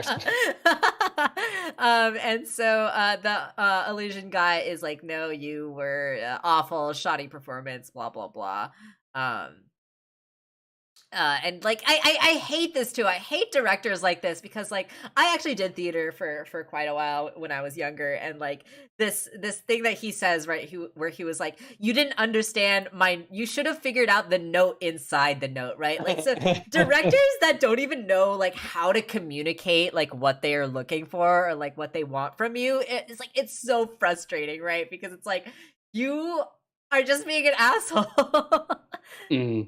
I just thought that was funny too, but yeah, he's such an ass. I really love how like immediately hateable and punchable they made this guy, right? Like this is the only episode we've ever seen him in, and like I absolutely detest him. Like it's a really, again, kudos to the writing of this character to show how awful he is in like such a short amount of time. And he's dead. He's brain dead now. Oh yeah, and he's dead now. Yeah, absolutely. Yeah, that's macabre. Oh my gosh. So they end up running away, right? And this, I actually gasped when this happened. Obviously, like after a couple seconds, I realized like, oh, it's not actually Bellows, but like this is like twisted, right? Like them actually bringing out Bellows like to kind of scare Hunter, right? And like, oh, this moment like definitely sent a chill up my spine, right? When Hunter gets distracted and like is caught off guard and gets taken down, right, because of this illusion, and like, oh, it's like psychological warfare. It's so awful, twisted. Indeed, Bellows is friggin' scary. He really is, yeah. Bellows is spoopy. And at first Hunter is trying to like use his rank to like get away from this, but Illusion Head Coven guys like, no, let's take him out, right? And this is also kind of a scary moment too, right? Where the guards are like, put him out of his misery, and one of the guys like turns on the spell, and the other guy's like, to sleep, dude, to sleep. It's like, oh my god, this guy's was fully ready to kill this child. It's like so messed up, so messed up. Well, the I mean, to stupid be little fair, finger guns he does too. It's oh my god. what we did learn, I think, from the Hollow Mind episode is that you should absolutely be willing and ready to kill a child. Children are just sus. Oh my gosh, oh my god. It's like that Vine, like what's one thing worse than a The only rapist? thing worse than a rapist? Boom, a child. No. No. So they end up knocking Hunter out, right? They put him to sleep with this like spell or whatever. And we are like, oh gosh, this is bad news. This is bad news bears, right? But then we wake up and we see Flapjack and we see Scara and Viney and we get a little bit of hope, right? Something has gone right here to have Hunter waking up and seeing all the students, right? Everyone. And the healing people are there trying to like take care of them. These guys are pretty beat up, right? Like they're pretty scratched up. Like Bartholomew, he's got like scratches all over his arms and like his eye, and like Ed has this like scratch across his forehead that Emra is healing, and Willow's got it on her arm. So yeah, Winston is dead.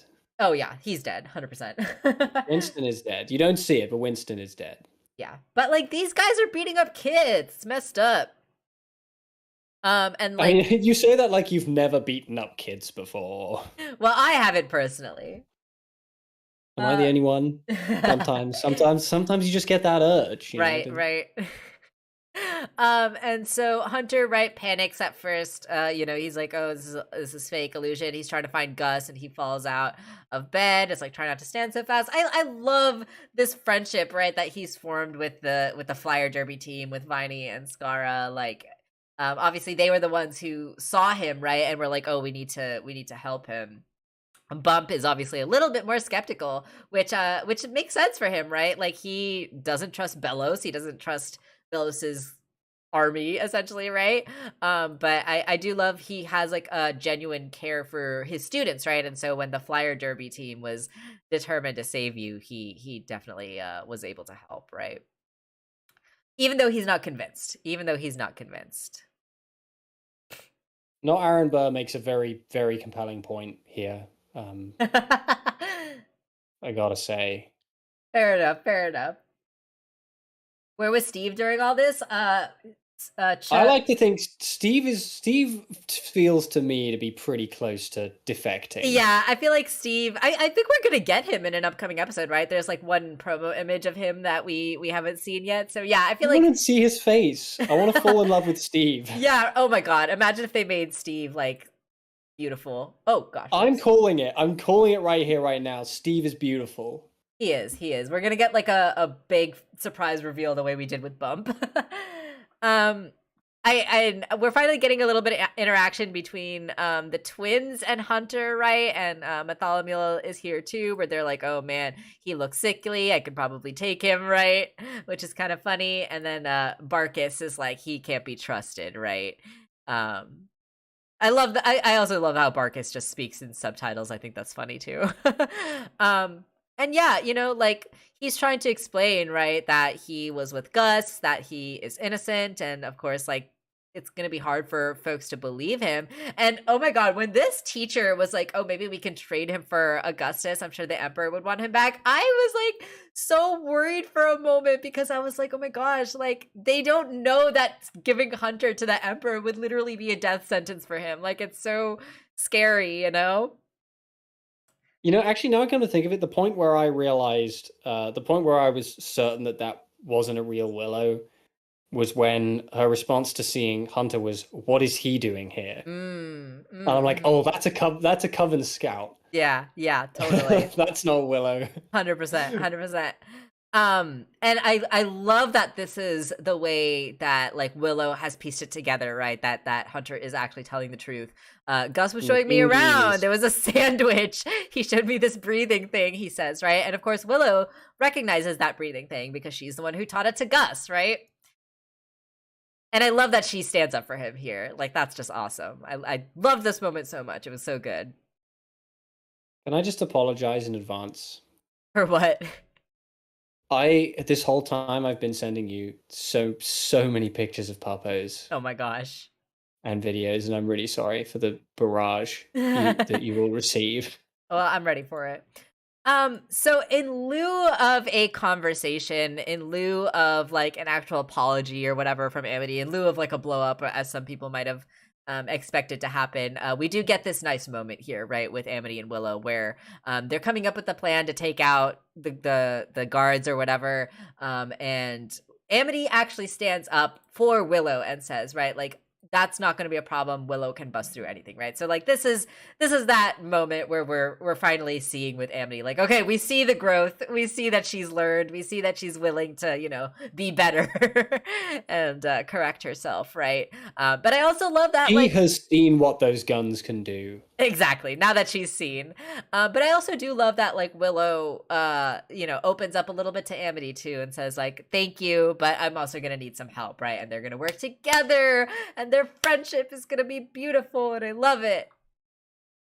It's gonna be glorious. It is. It is. And of course, the moment couldn't go without a little photobomb moment with Bartholomew saying like, "Oh yeah, I'll help too," right?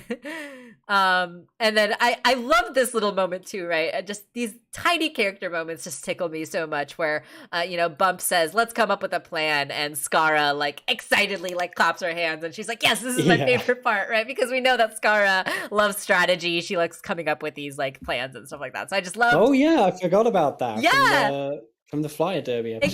Exactly. So again, just these little character moments that just make everyone feel so grounded and like so you know, true to themselves. Like it's again, great writing, A+. This was an excellent episode. Here's my question. Yes. Okay, so Skara, they've animated Skara. Which one's Skara? Sorry, am I getting Skara and Viney mixed up? Yes, I'm getting Skara and Viney. Sorry, Viney. I meant. Yeah. They've animated her with chonkier arms. Like she's not within the same like weight ratio as Willow. Yeah. But they've specifically animated her with a broader physique. Yes. So she's clearly doing some working out as well. Or it might just be from the Beast Keep. I was gonna say she has to wrangle all those those beasts and stuff. So yeah, totally. So what I want to know is if Willow and Viney had an arm wrestle, who wins? Who wins that? Probably Willow. I would think Willow would win. I don't know. I think Willow has done a lot of resistance training. Yeah. I think Willow's very like physically fit and she's very strong. But I feel like Viney, just from wrestling her Griffin. I feel like she just has just like a raw natural strength. Yeah, I could see that too. I could definitely see that. It would be definitely a close match though. Maybe it would just be a stalemate. Yeah, they would just be stuck with their arms together forever. So Gus is being held captive, right, by the Coven scouts and the Illusion Coven head.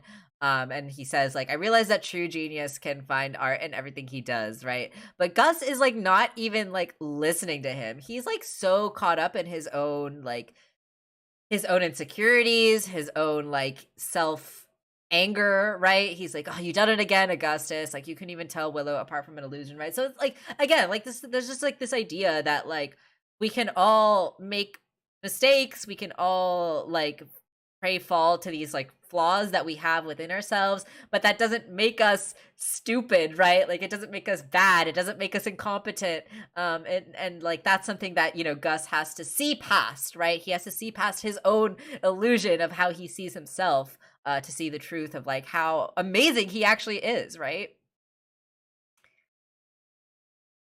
And like the Coven head is just like, are you even like listening? This is my monologue, right? Again, like just fucking theater asshole, director asshole, like to a T, right? Like he's monologuing away and like is mad when people are paying attention to him.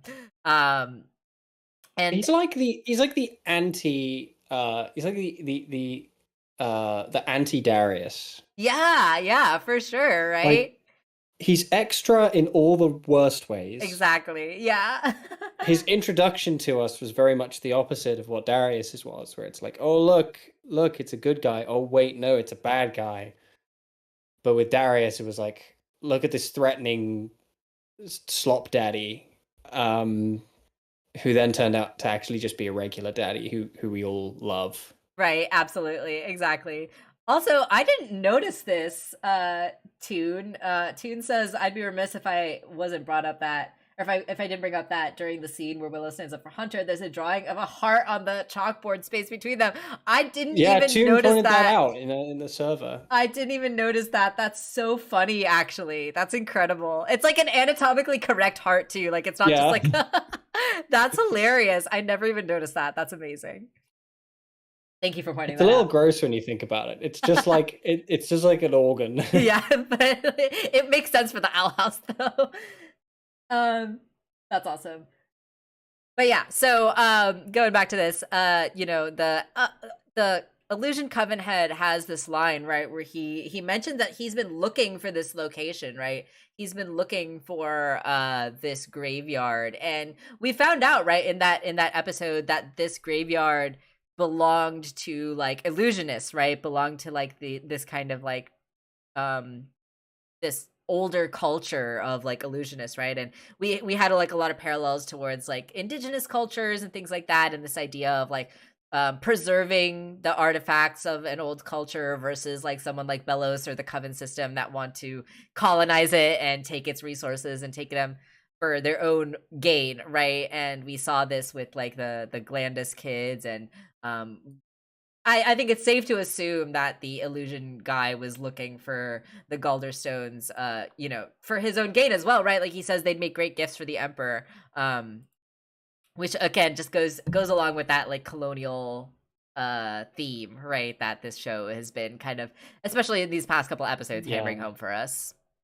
This dude really, I mean, him just wanting to suck up to Belos, really, that's like the true anti-Darius there. Yes, 100%, 100%. I would love to see Darius and this guy fight. Yeah, you know how that would end. First of all, because this guy's dead. Yes. This guy's a corpse. But Darius is swole. He really is. Yeah. Like, look at that bod. Darius could kick his ass Absolutely. so easily. So we find out, right, that this little magnifying mirror thingy is supposed to be something that like gets you into the memories of someone. So yeah, again, there's that interesting idea, right, of like illusions being a projection of the mind's eye, right, and like memories being in our mind's eye and things like that. So Gus does end up picking this thing up by the end of the episode, so I'm really curious to know how this is gonna come into play later on as well, because I'm sure it's important. I'm sure it's gonna be important later, especially like specifically with this idea of memories. Yeah, I don't know. Sorry, I cut you off. Go ahead. I wasn't going to say anything of substance. Okay. I was just going to say he's going to make some cool movies. I mean, that too. He'll probably keep it right after this whole Belos adventure is over, and he'll make some movies with Willow and Luz and Amity. It'll be great.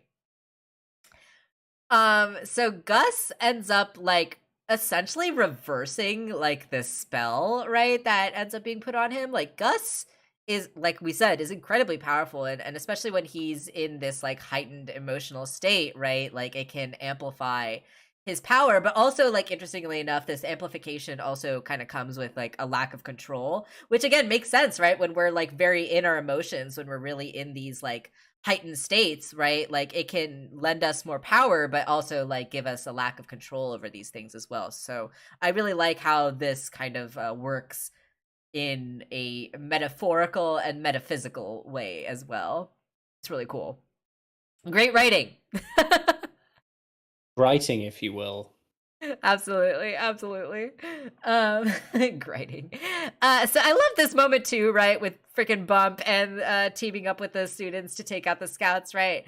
The scouts are like, "Hey, this is off limits," and Bump being like, "I'm the freaking principal, bitch. Let me through." Those are And the exact words he says. exactly, exactly. And then they end up.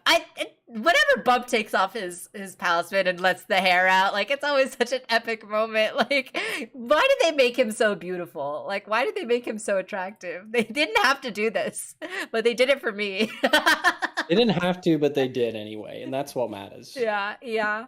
And then, of course, the invisibility illusion is lifted off, and it's revealed that everyone is here. And can we just talk about this abomination plant like combo that's going on here? Again, like Willow and Amity like fighting together, but I just love, I love how they fight together, and I love all their faces in this frame too. Like, I love how Hunter looks angry, but everyone else looks like freaking they're in a DreamWorks movie and they've got one eyebrow lifted and a smirk. Like, I love it. It's classic great.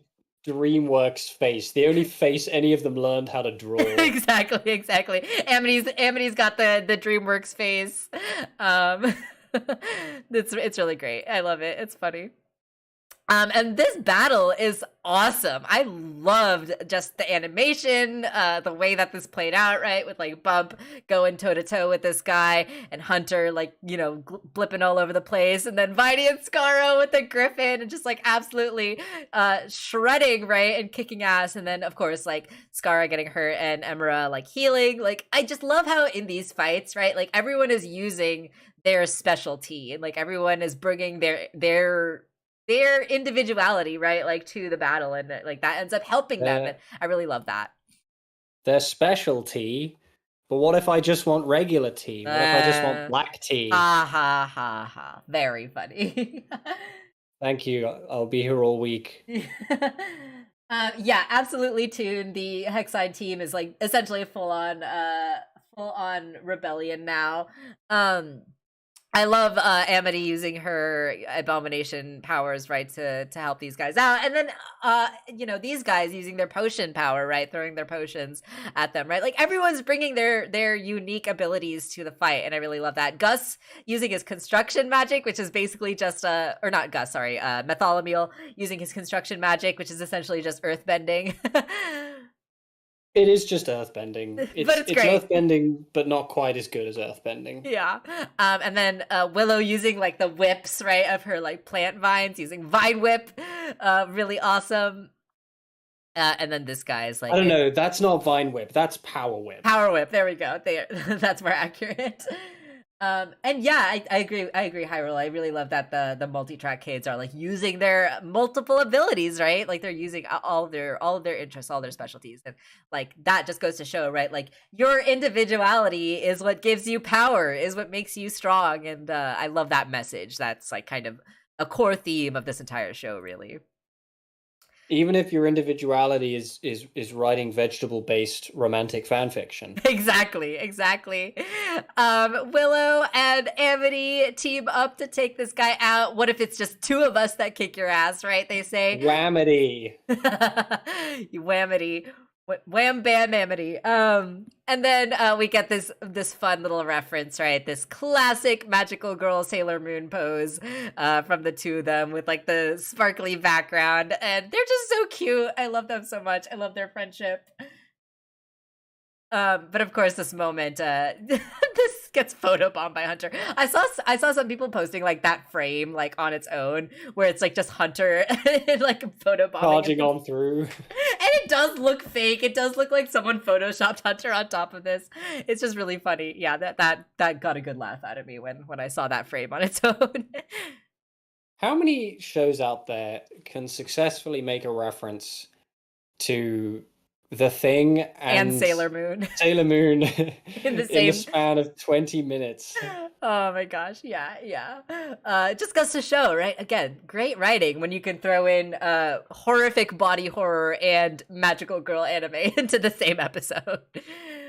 Not Aaron Burr saying Amillo. I'm sorry, it's Whamity or it's nothing. Whamity. I like Get out of Whamity. here with that. Get out of here with that Amillo crap. It's Whamity, okay? It's Whamity to you. So Gus is like amazing and powerful and has literally essentially flipped the spell to project it and like turn it on like the people who have set like cast it on him, right? And we see that now the illusion guy is trapped in his memories, right? I don't know what the hell these memories are. They're probably very traumatic for him though, right? He says I don't like these memories and he like keels over. I just realized he's wearing fingerless gloves. Oh gosh, really goes hammering home just how detestable this guy is, you know? You need to be insanely cool to make the fingerless gloves work. Those are the gloves that Spike Spiegel wears. And let me tell you, this guy ain't no friggin' Spike Spiegel. He wishes. He's nowhere near as cool. So Willow recognizes that Gus is trapped in his head, right? And the other scout guy pulls out the freaking Abomaton, right? The little remote control. He's like, "Oh, finally, I needed a reason to play with one of these," he says, right? And these freaking guards. I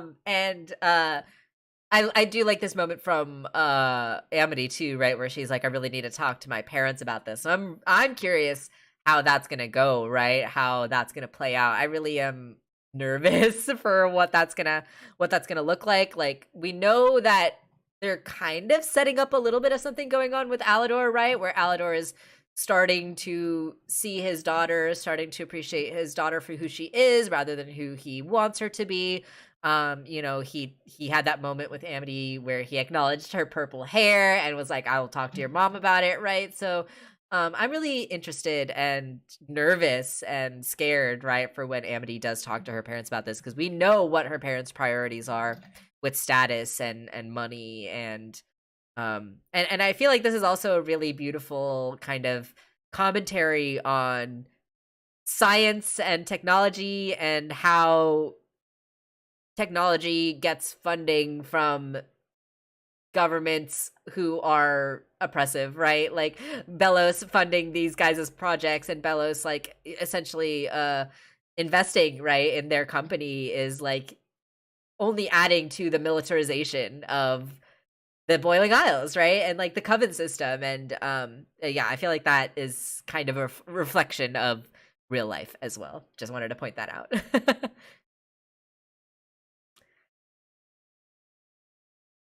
I don't know if I lost you, Tom, but No, I'm sorry. I was getting lip balm. My lips are very dry. oh no, it's okay. You're good. If you said anything for like the last 30 seconds, I had my headphones out while I was tending to my poor chapped lips. Oh. So I missed all of that. I'm very sorry. No, that's okay. I was basically saying like militarization, science, technology, authoritarianism, how those are all tied together. The word Oppenheimer comes to mind. Definitely. Yeah, I don't know how much of Amity's parents we're gonna get in this season, but I would love to see that confrontation for sure. Yeah, if we're not going to get a fight between Darius and Dude McSniffer, what is his name? Alador. Dude McSniffer. I don't know. If we're not going to get a fight between them, I want to see them be buddies again. Yeah. I want to see them reconcile. I want to see them ditch Odalia and get married to each other. But that means that Darius wouldn't be getting married to me, and that's unacceptable.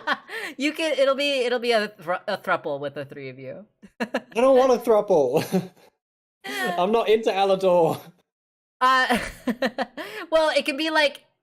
Anyway, never mind. I'll just kill Alador. It'll be fine. It'll be fine. It'll work out.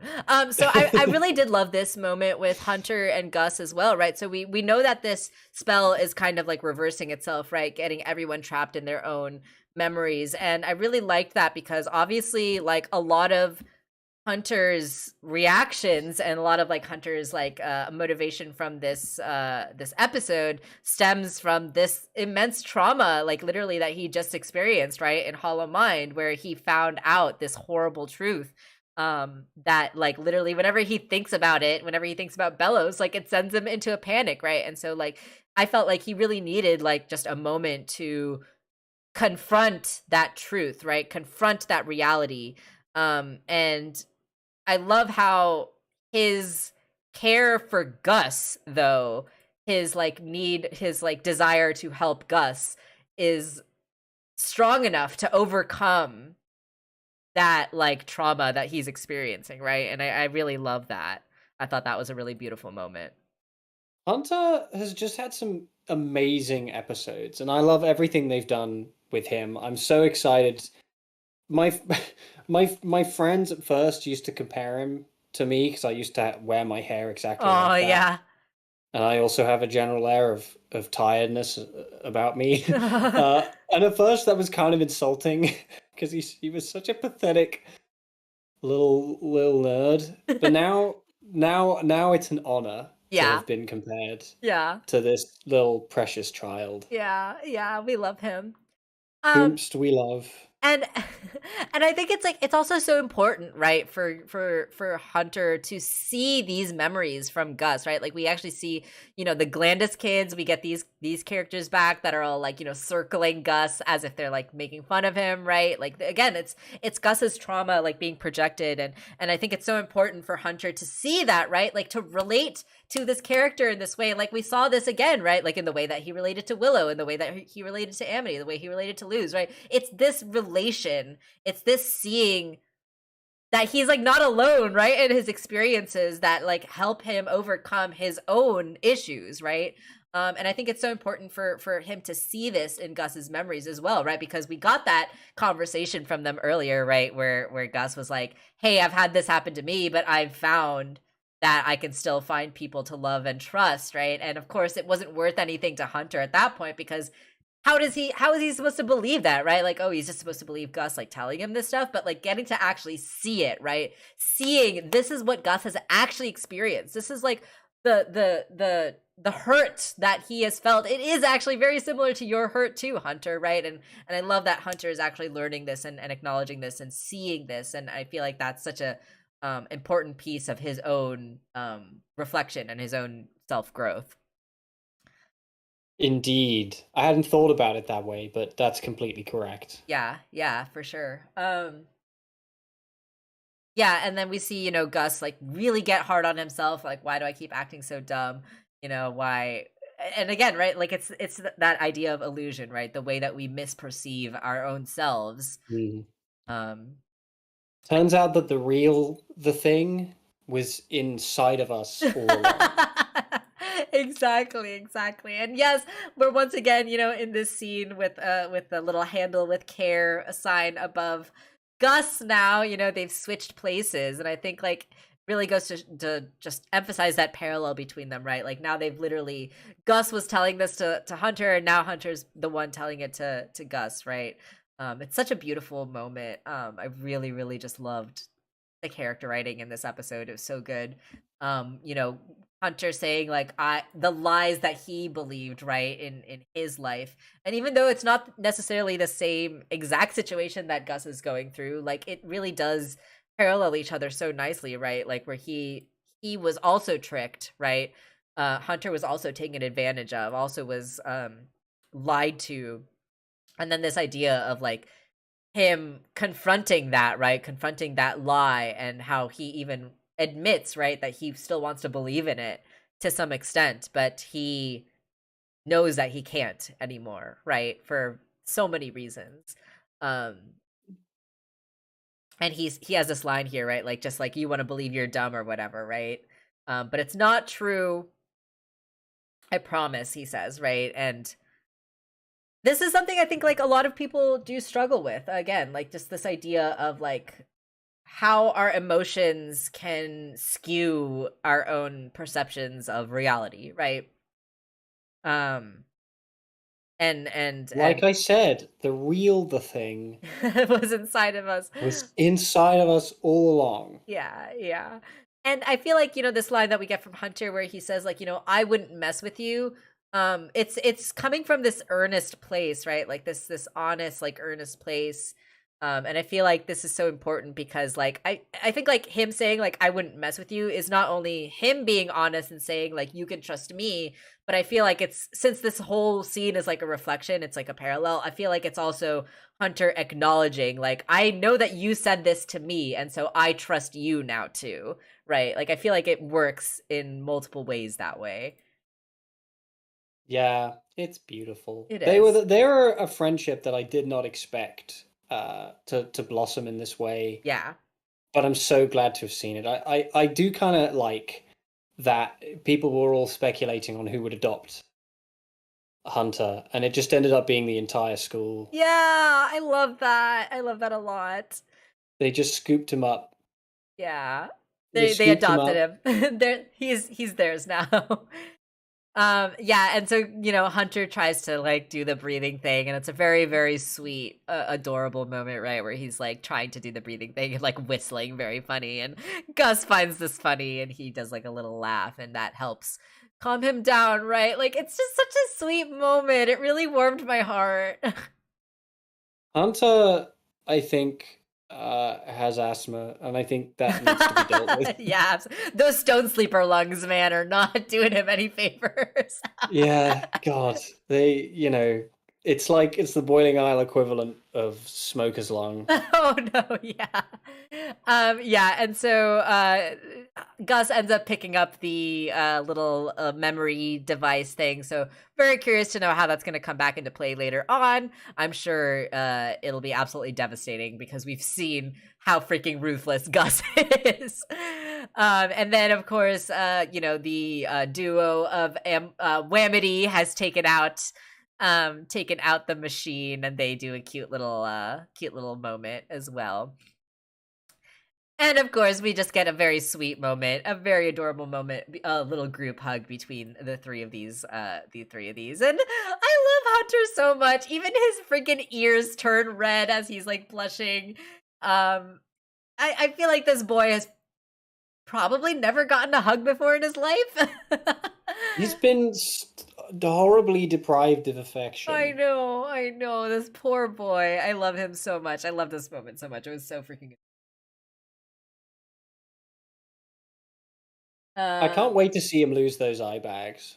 Right? Yeah, people are talking about all these ships with like Hunter, like, oh, Hunter lose, oh, Hunter and Willow. It's I ship Hunter with a very comfortable bed. I ship Hunter 8 hours. with a full night's of sleep and getting well rested and like having energy. That is who I ship Hunter with. Our day with Darius when? Take Darius, take him to a spa. Yeah. Take this poor child for some R&R. Yeah, exactly. Be the good uncle that we all know you are. Be the good daddy Darius and give this boy a spa day to relax and rest and get some energy back. That's what I ship Hunter with, a day of rest. Yes, definitely so wholesome, and Hunter definitely getting the happiness he deserves and has been so deprived of all along. Yeah, this guy's catatonic. This guy's dead. The Illusion Head Coven, he's MIA at this point. I love the way they drew him too. When he's like got his eyes like pointing in different directions. Like, it's just really funny. I love this a lot. And then we get this like really like nice like hell yeah moment at the end too, right?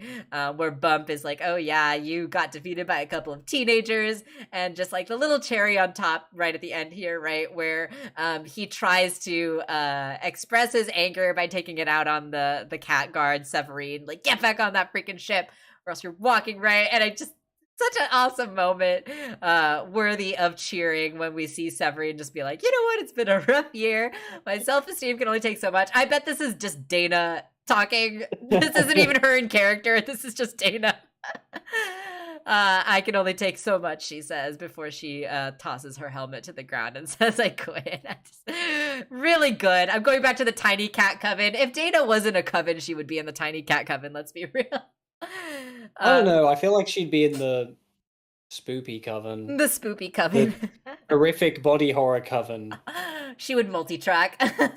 She'd multi-track Tiny Cat and horrific body horror. 100%. I believe they call it the Junji Ito Coven. There we go. I don't know if you know that Junji. Did you know? Do you know I who that do. is? The Yeah, manga artist, right? yeah. Who does horrible, horrible nightmares, but Yeah. also loves cats. He's just a nice man who loves cats. Yeah, isn't he just like this ray of sunshine, and like his artwork is like absolutely horrific. Yeah, a lot of people do the artist versus the art comparison to Hayao Miyazaki. Yeah, exactly. Uh, even to the point where like they quoted Junji Ito saying that the Beatles was his favorite band, and then they got the quote from the Kingdom of Dreams and Madness, where Hayao Miyazaki says, "I fucking hate the Beatles." Oh my gosh, that's funny. That's really funny. Yeah, absolutely too. This is just leaked footage of Dana venting, 100%. That's so funny. And then the students all cheer, right? It's just like a nice little cherry on top of this victory. Feel good. This was such a feel good episode. We really needed this, little bit of a breather after all the like trauma we've experienced from the last two episodes. So I'm really glad that we got a W. We actually got a W for once. Yeah, it's like they're finally learning how to dodge roll, Yes, exactly. finally mastering those iframes. Yep, yep. Yeah. And so we finally get this nice reconciliation moment, right? I love Gus and Hunter. I love their friendship. I love this little giggle that they do with each other. They're just so freaking adorable. I really love Hunter just making friends and seeing these friendships blossom. It's just really awesome. Um Yeah, we love him. yes, we do. We do. And so everyone, comes around and starts asking him all these questions, right? Did you leave the castle? What's going on? We get this funny little moment, right, with Edric as well, too, where he's like, "Have you ever sneezed with your mask on?" Asking the important questions. And like we get that little funny moment too with Barkus being like, "The people crave the truth."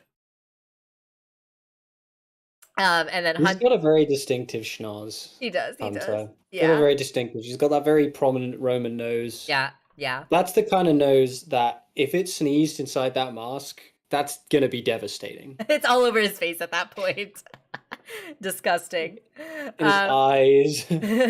Yeah, everyone in the castle is traveling to the head for the Day of Unity, he explains. And then I love how he does just take a moment though to answer Ed's question like, "I think I did, yes." And just being like, "That's gross, man." Just really funny. I really love it. I know a lot of people like ship them too, and so I feel like this was just a nice moment between the two that we can run with. The shippers can run with. Listen. I'm so relieved because I was worried at first that they would I'd said this to you before when Hunter just like bounced. I was really worried they would like find any opportunity to double back on his development just to kind of draw it out a bit longer. Yeah. And this really is the interesting thing about words like rushed. The word rushed has been slung around by naysayers since the beginning. It was obviously about the Owl House word specifically. Yes. It's the word that was used to describe Lumity as a relationship. It's the word that keeps getting slung around, right? As if pacing works that way, which obviously it simply doesn't. Like if we were to attribute pacing to like a specific measurement of time, then what about redemption arcs that happen within the span of an act of a film? Most films are about 90 minutes to 2 hours long. So, or like, I think of Infinity Train, right? Like in Grace's redemption arc, which was done in these like 10, 11-minute episodes, right? Yeah, and was done with such, absolute pun intended, with such grace. It was done magnificently. Beautifully, yeah, absolutely. Now, my fear was that the writers would feel like they had to draw Hunter's arc out a little longer, which really they don't need to, because that's not how writing works. That's not how writing works, for God's sake, people. And yeah, my fear was that they would take any opportunity to double back on that. And at the beginning of this episode, when he's not being straight with what his situation is, and they bring up the whole thing of like, "Oh, the Emperor's really worried about you," my fear was like, "Oh God, is he going to go back to Belos, and is that going to be a whole thing?" there's the line in Hollow Mind of like, oh, it breaks my heart every time they choose to betray me. It's like, is he gonna have the wrong takeaway from that and be like, oh, I'll be fine if I just don't betray him? I'm so glad they didn't Right. do that. Yeah, me too. Not every redemption arc needs to be friggin' Zuko, for God's sake. Yeah, Zuko is yeah. Zuko, Hunter is Hunter. Yeah. Um, And and yeah, sorry, I'll let you the finish. moreover, the question it presents us now with this situation where the question of like, how on earth do like Luce and Co communicate what she learned to other people? Well, actually, now they've got the Golden Guard, who is in a position of some authority to communicate that information with a bit more certainty to Yeah. people, as like an insider and not just like some girl. Right, absolutely, totally. And I like that some of that narrative pressure has been taken off Luce and Yes. put onto Hunter instead. Yes. And they're all going to adopt him, and they're all going to take turns looking after him, and he's going to be with Bump on the weekends, Yes. and they're going to take him out for ice cream, and it's going to be wonderful. They're And gonna give I'm him all so the excited. hugs that he wants, all the hugs that he needs. All this poor boy. We're gonna give him some ice cream. We're gonna give him some vegetables, some freaking protein. Get some weight on the They've scrawny also boy. they've also straddled a really delicate line with Hunter, which is that he is actually very competent. Right. Like he's extremely insecure, but he isn't incompetent. Right. Absolutely.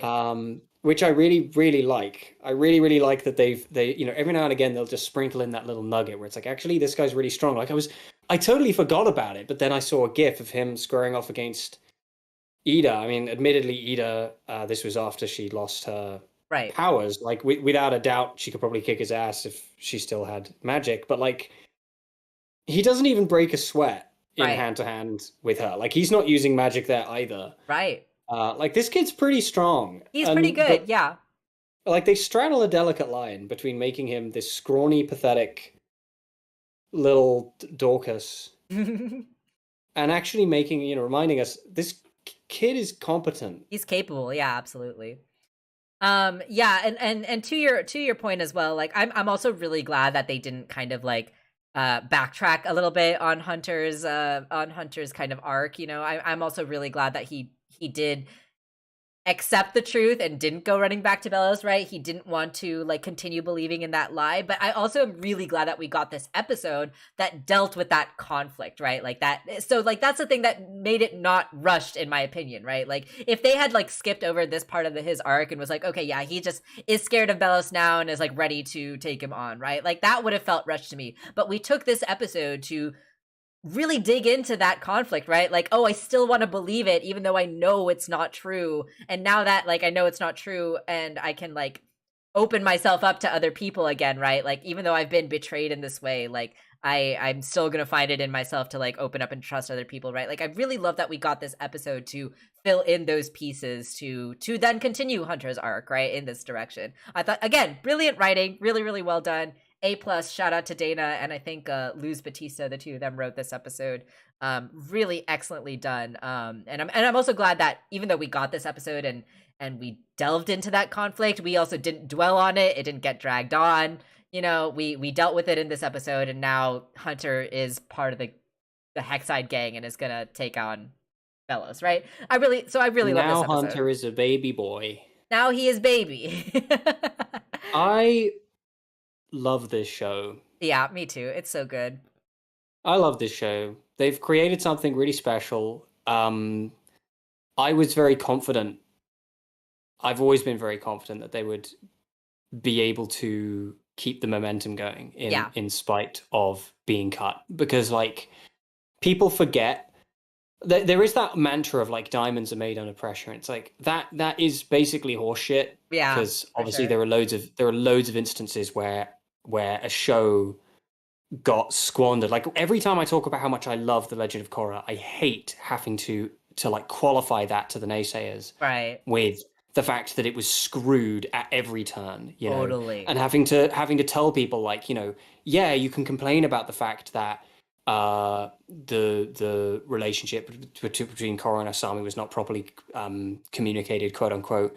But if you knew what they were up against in terms of censorship, you would understand why it was that way. Exactly. Like, I hate having to qualify that, but there are also loads of cases where like being under pressure has only drawn out the skill of the writing team. Right. You know, Cowboy Bebop got cut halfway through. You know, so many great shows, so many great films. It's like, you know, I fucking hate Star Wars, but Star Wars is a really good example. That was like a nightmare on set. Right. And lo and behold, it became one of the most like canonical sci-fi films of all time. Totally.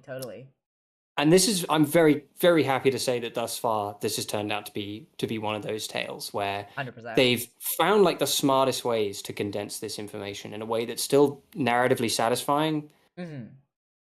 And in my opinion, very well paced. I'll be very curious to know how it feels to watch as like a complete package. Yeah. Like how the pacing will feel to watch as a complete package rather than sort of consuming it week by week.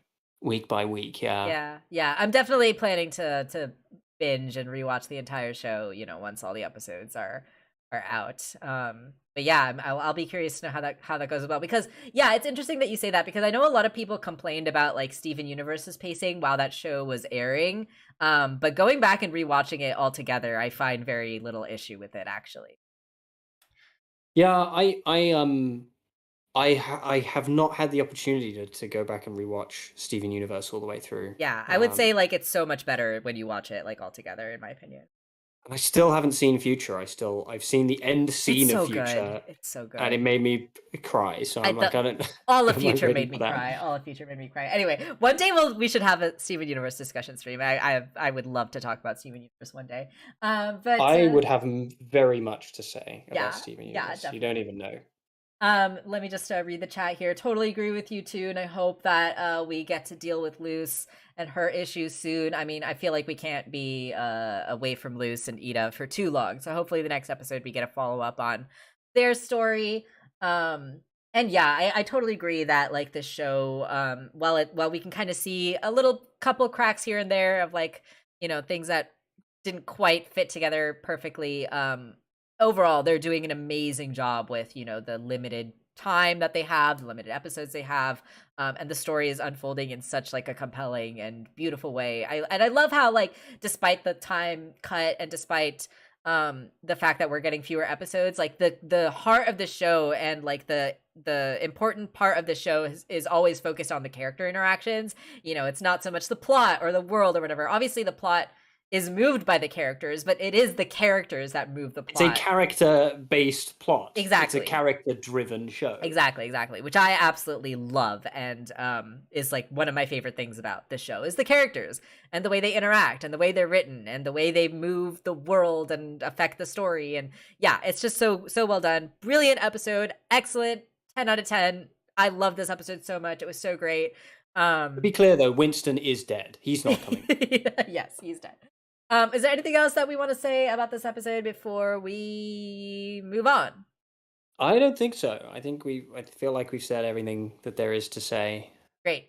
Except for go watch The Thing. Yes. And also go check out the stupid Owl House Cross the Thing fan art that I made, and it's on Twitter. Did you post it? I posted it. No one wanted it, but that didn't stop me. I made it anyway. So if you've seen The Thing, go check it out. Go check out the art I made. Maybe you'll get it. It's really good. You sent it to me while you were working on it, and it's really good. I have to go retweet it. I'll definitely do that. Okay, cool. So let's go ahead and just take a few-minute break here. I need to use the restroom, and we will be back in just a few minutes, and we'll get into the Amphibia almost finale, big episode. We have talked about this episode, I'll just say, for almost 2 hours now, and this was a 22-minute episode, so I have a feeling that we're not going to be able to get to the end of Amphibia, but we'll do our best. Why don't we've been presented with the perfect opportunity where we can cap this at 10 if we need to, and we can just like talk about the rest of that episode in the week. Yes. So we have a plan B. We have a plan B if we won't get to the end, But yes, and those of you who who haven't watched the episode yet can, hopefully join us at the second stream as well. So let's take a quick few minute break here, and then we'll get into Amphibia. We probably won't get it to the end, but we'll do our best to get through as much as we can. Yeah. Alrighty, be back in a few.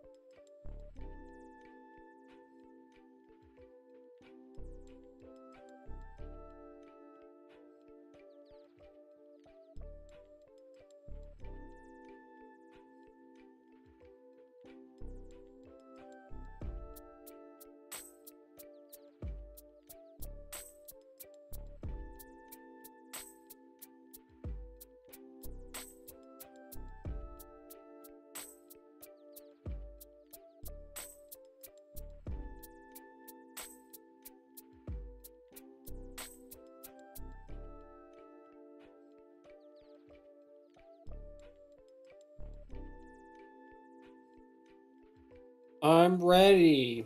Oh, we're ready. Let's do it. I'm stuffing my face with a slice of bread with some Nutella on it. Ooh, that sounds delicious. I freaking love Nutella. Who doesn't? There are Nutella haters out there, and they are not valid, in my opinion. They're definitely the thing. 100%, 100%. Alrighty. Thanks so much for still sticking around with us, everybody. Thank you for being here. I just really appreciate it. Lots of Steven Universe chat in the chat right now. We should definitely do a Steven Universe discussion one day. I would love to get into Steven. I actually want to do a video about Steven Universe one day. I have an idea for one. I'm working on like 4 videos right now, guys, at like the same time. It's like not actually productive. But I have We're so many getting ideas. there with the Wolfwalkers video. Yes, the Wolfwalkers one is almost done. I'm so excited. Tom has been absolutely doing like such an amazing job with the editing. You guys, I'm so excited for y'all to see it. Like it looks so incredible. He's worked so hard on it, and like I am so freaking excited for this video to be ready, and you guys are going to just blow your whole pants off when you watch it. It's going to be so good. I'm very excited for people to see it. I'm very excited. I'm very glad you're happy with it as well. Shadowlink has asked an extremely important question. Oh, critical question. Yes. How do I feel about peanut butter and Nutella? I think when you've got that Reese's Buttercups craving, it satisfies that craving. Yeah.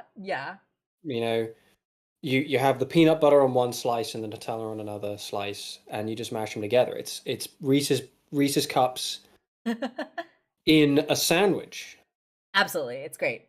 Also Toon says that we won't so much be discussing this app and more so just gushing. Yeah, I totally I loved this episode so much. Guys, can we just let's just talk about how freaking epic this episode was. This was so awesome. This was so satisfying in so many ways. It was so awesome to see like so many moments, so many like full circle moments kind of come back. It was so there was so much heart in this episode. Like I cried so many times while I was watching this episode. Like I absolutely like it got me in my kokoro, you know, like it really did. This was such an incredible episode. And still like managed to like end it on this huge cliffhanger. God, we have to talk about the freaking cliffhanger and everything that happens at the end too. Obviously we've got one more 22-minute episode next week to wrap this up. But it's so awesome how they managed to like get so much in this episode and like still have like this big cliffhanger for the end. It's just really, really awesome. Yeah, like you get to the end of this episode and you're like, oh, well, I guess that's everything. That's wrapped up. And then they do a friggin' Majora's Mask on your ass and you're like, ah, shit. Oh my God. I don't know why. I forgot to mention this last time when we were talking about them, like when they first got to Earth in the invasion started. I don't know why my brain, when I watched the episode, my brain just like imagined CJ from Grand Theft Auto San Andreas doing the shit, here we go again thing. Yeah. But that is how I felt at the end of this episode when the moon came crashing down. That's exactly how I felt. Seriously. I felt like, shit, here we go again. I mean, so much happened in this episode. Olivia and Yunnan became canon in this episode. Like, not even as a joke. Like, they're just like snuggling in the corner, and they're like, "Nah, come on, get involved." And it's like, no, let them snuggle. No, 100%. There was a lot that was in this episode. You know, I was a little nervous. I was like, oh my gosh, a 40-minute Amphibia episode. Like, how are they gonna do this? But like, they did it incredibly well. It was such a tight episode. So much happened. Really awesome. Just really satisfying moments. Let's just get into it. Why don't we? Let's get into it. I wasn't expecting Marcy to become the king of games in this episode. Right? Oh my God. Yeah. Oh my gosh. Okay, so we actually start this episode with a flashback, right? I really like that we started it with the flashback. Because again, right, like this is really a full circle moment for so many characters, but especially for Anne, right? Because she's obviously the protagonist. So, really, She's the protagonist. Good one. It wasn't a good one. It's okay. So we're here in the school, right? St. James, and this is a flashback. We're getting all these like little clips of all these background characters, and there's some announcement going on that's boring, but then Sasha comes in, right? And she's like, instead of that boring stuff, let's have an awesome K-pop dance party, right? I love just like how these girls are into K-pop. It's just a nice little detail that it's just fun. It's just funny. I'm sure there are members of the crew that are fans of K-pop as well. It wouldn't surprise me. And I love how people suspected that the promo image with Marcy with the puppy was gonna be like in her mindscape, but no, it was a real memory. It was an actual flashback. Marcy's got this little doggo on her head, and she's and then they're surrounded by all these crates with like these animals in them, and Anne is like, "Are you really sure we should be doing this?" She's like, unsure of this, and Marcy's like, unleash the puppers, right? So again, like we know that Anne, before her time in Amphibia, she used to be the kind of person that just really went along with what other people wanted her to do. She didn't really like stand up for herself. And we can continue to see that, right, in this scene where Marcy and Sasha seem to be wanting to do this, but Anne is kind of unsure, but she goes along with it for their sake, right? Also, can we talk about these puppos? They're so funny. They're so fun. They're so goofily animated. Doesn't Marcy like throw one of them? She does, yeah. That's unacceptable. Oh my gosh. Yeah, Marcy, we can forgive you for trapping us in an alternate dimension. We can forgive you for waging a war against like all these armies. We can forgive you for being so foolish and gullible, falling to prey for Andrews's trap. We cannot forgive you for this though. We cannot forgive you for tossing this unacceptable. This poor puppo, just yeeting this puppo. Hashtag cancel Marcy. Marcy's canceled, absolutely. She, like, animal abuse is not a joke, Marcy. You villain. You villain. You bloody goddamn son of a bitch. But it's okay. The puppo's fine because it landed on the principal's head. It's fine.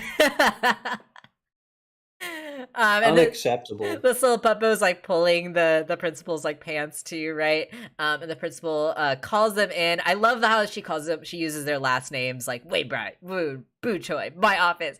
I really like this principal character that we only really got these few minutes with in this episode. But she ends up being pretty light on Sasha and Marcy, right? And it's like, oh, was it that bad? And Sasha's like, no, it was just fine.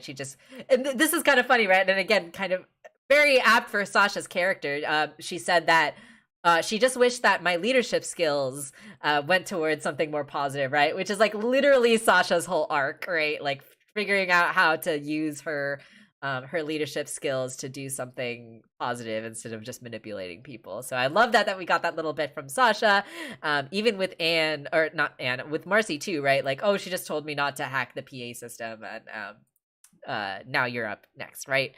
But with Anne, she actually takes it a little bit more seriously, right? And she is a little bit harsher on Anne. I like how Anne is so casual too, right? She's like sitting down on this chair with like her legs spread, and she's just like totally leaning back, like, hey, sup, dude? Like she's just without a care in the world. But of course, the principal is a little bit harder on Anne, right? Me specifically, or yes. And she does say this, right? Like, oh, Marcy will solve world hunger. Sasha will figure out her way. She'll be a girl boss. But you, I'm worried about, right? And this was actually like pretty intense, right? She talks about like Anne's performance in school. You're smart, but you're not applying yourself. This is something that we actually saw kind of Anne work through, right? In season 1, where I think it was the episode with Antonio, is that his name? Antonio? I forget the No, it's something else. It's Tritonio. Tritonio, like there we go. That's what it is. Yeah, but that whole episode, right, was literally about this issue about how Anne was like not applying herself because like her teachers like didn't believe in her or whatever, right? See, the issue this principal has is that she says that Anne is smart, which of course we know is wrong. Anne is not smart. Anne is a little rock for brains. And that's why we love her. Yes. She's a little brain idiot. But the principal is able to tell, right, that like Anne was pressured into this. She didn't necessarily want to do it of her own volition, and that Marcy and Sasha were the ones who made her do this, right? And this is kind of like the big question that Anne has sort of had to answer, right? Throughout the entire show. But honestly, like, this is pretty intense. Like, if a teacher had given me this question when I was 13 years old, I would have an existential breakdown. I would not know how to answer this freaking question. Who am I? What do I want to do with my life? I still can't answer that. And I'm like 27. I gotta admit, I hate it when people ask that question. I hate it when media asks that question as though it's a normal question to ask when it isn't. Yeah. I mean, it's not that's a lot of pressure to just like throw on someone. Yeah. Especially, and it creates this weird idea that these are things you need to figure out. Not necessarily have figured out at that stage, but at least be asking when they really aren't. That's like a question that realistically you never answer, and you can go your whole life never knowing the answer to that question. Yeah, so that's probably my one tiny nitpick of this. Like, I understand like the show is about like Anne and her figuring out like her identity and her like self, and so like I get like that this is supposed to be kind of like a bookend for that, and that I do like, but I thought that this was a little like ridiculous coming from the teacher being like, hey, write this essay about like this big question that like most people now in their lives cannot answer. Like, I thought that was a little bit silly, but I understand what they were trying to do, what they were trying to go for. Yeah, and I feel like I'm in the minority of people who, I don't know if it's just like the state of mind I'm in at the moment. I felt like everybody was just like utterly mind shattered by this episode. Yeah, and I thought this episode was really good, and I thought it was really fun. I had a great time watching it. I didn't love it. It didn't like blow my mind. I thought the first act, I wasn't really getting into it at all. Like this whole chunk, I think the point, I could probably pinpoint the exact moment where I started to get into it. And it was from the very scene when Marcy showed up in the Mindscape, and that's when I started to get into it. All of this stuff, I'm gonna say it, felt kind of pointless to me. I don't feel like we needed. I feel like a 40-minute episode, this episode's damn near 50 minutes long, right? Yeah. I don't honestly feel like we needed this stuff with the essay. I just don't feel like we needed it. Because this is the culmination of all the writing that they've already done. Like, we already know all this stuff. Right. This is stuff that's already been there. We don't need it to be like made super obvious. It was a little too in your face with it. I think I would agree with that. Let me ask this question then as a follow-up to that. What happens when we remove that? We lose 10 minutes. Right. And it doesn't actually make that much of a difference, does it, really? Yeah. You know?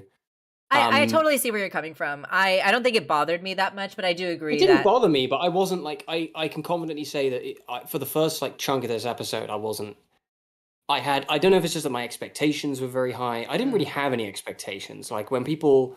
I'm old enough now to realize that when people watch, especially fans of a show, watch an episode like this episode is full of fan-pleasing moments. Right, totally. And I feel like I'm old and ugly enough to kind of hear when people are like going crazy about stuff like this and know that it's probably not going to touch me in the same way. But yeah, I really liked this episode. It's not even close to my top 3. Yeah, I think that's fair. Show. I think that's totally fair. Really liked it. First act didn't grab me. I think the whole first act was what I had trouble with. I think that's fair. Yeah, a lot of people in the chat kind of agreeing, saying like, yeah, I don't know what I would have written for this essay either. Yeah, it's a lot of pressure. I did like this scene though. This scene, I do love that Amphibia just continues to use humor as a primary storytelling device. Very quick, so I don't mean to derail. I just very quickly want to touch on something, an interesting comparison that's been made to the Owl House by Tune for Thought. Sure. On the topic of asking that big question, it's weird that the Owl House does the same thing with the Palisman. It doesn't. I don't know how you took that away from the Palisman. I think it's an interesting connection to make, but the Owl House does like the opposite of that, doesn't it? Where, first of all, the Palisman choose you, right? In that one scene we got, the Palisman chose them, and it's like a mutual moment of kinship. Moreover, though, like Ida specifically says to Luce, like, you don't need to rush this. You can do this when you're ready. Right, totally. Like, I feel like the Owl House doesn't do the same thing. I feel like it does specifically the opposite. Yeah, for sure. But I like this opening bit. I thought this was funny, when they're like trying to figure out how to get out of here. Grime is like, oh, we'll just force our way out, right? And he does this like little wiggle thing that he's like trying to get out of this, and it made me laugh. I thought that was funny. Grime just doing this little wiggle. I loved Grime in this episode. He was so good. I love Grime. Those of you who know me know I love Grime. He's one of my favorite like side characters. This whole thing is just like, what is it? The Incredibles. It's the Incredibles, isn't it? Right? Yeah. Oh my God, you're so right. Yeah. Totally.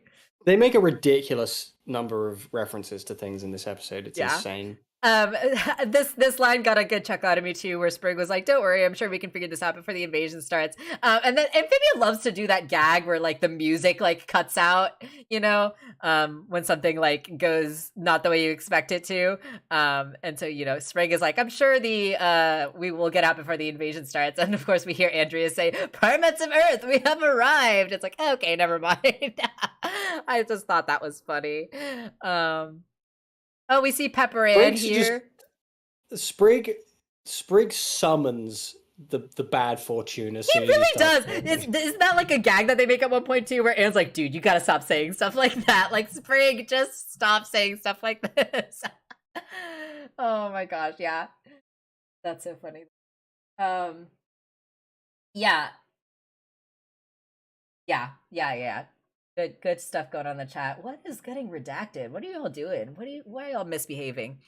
I saw some numbers, and I don't know what those numbers were, but they were like immediately redacted, and I have no idea. I don't know what was going on there. Yeah. So Andreas is here, and he's like, "Good news, your planet is rich in resources that we'll need," right? He's basically just being his own like pompous asshole self, right? Where he's talking about like, "Oh, the bad news, we'll have to destroy your civilization," right? And of course, all the humans like gasp in horror. Omelet, broken eggs, you get it, right? Again, Andreas is still like very goofy, and I like that is something that is remained with his character and is true to his character, right? But also with this episode, you get that additional, particularly towards the end, you get that additional context of it feeling like a method of detaching himself from his own emotions. Yes, absolutely. Darcy is there. How about a show of force? And then they, drop some gooey weird bomb thingies, right? Like, oh, that doesn't seem so bad before the explosion. And then the reveal, right, that these herons are part of their attack on Earth, right? So these herons are very important, right? We find out in this episode that these are the same exact herons that defeated or took out Sprig and Polly's parents, that they attacked Wordwood and destroyed a lot of people, a lot of property. And so these are coming back in a big like thematic way as well. And I thought that was really awesome. The way that these herons were brought back after we only have heard about them in a previous episode, right? Are they just like the only herons? I guess the only ones. The only ones in Amphibia. There's no other ones around. I have to admit, this was a bit of a groaner for me. This is the kind of writing that you can only get away with in a kid's show. I mean, yes, we do have to remember that Amphibia is a kid's show. I guess what I'd say to that is I don't like being reminded that this is a kid's show because, like, I don't know, I never get that feeling with the Owl House. That's fair. That's fair. I never get that feeling with the Owl House. With this, it was a bit of a groaner. It was a bit of a convenience. Yeah, I think it also just we have to remember that Amphibia is more of the traditional episodic, Disney show than Owl House is. But how does that justify this specifically? I think it justifies this specifically because these kinds of like character arcs and moments, like this idea of like past trauma and like these incidences, right? Like they have to be kind of simplified in my opinion, because these herons have been an idea in this show that we've only really seen come up like once, right? And if this was something bigger, if this was something like more, I don't know what the right word is, but I feel like it would have needed more time and more episodes, right, with Polly and Sprig and Hop Pop. And I feel like these herons, like, it's a nice simple way to be like something traumatic for them to confront, right? So Yeah, that would be okay, my that's my fair. my, That's my note. fair. Also, people sounding off in the chat about Keith David. Oh God, Not he's to so make this good.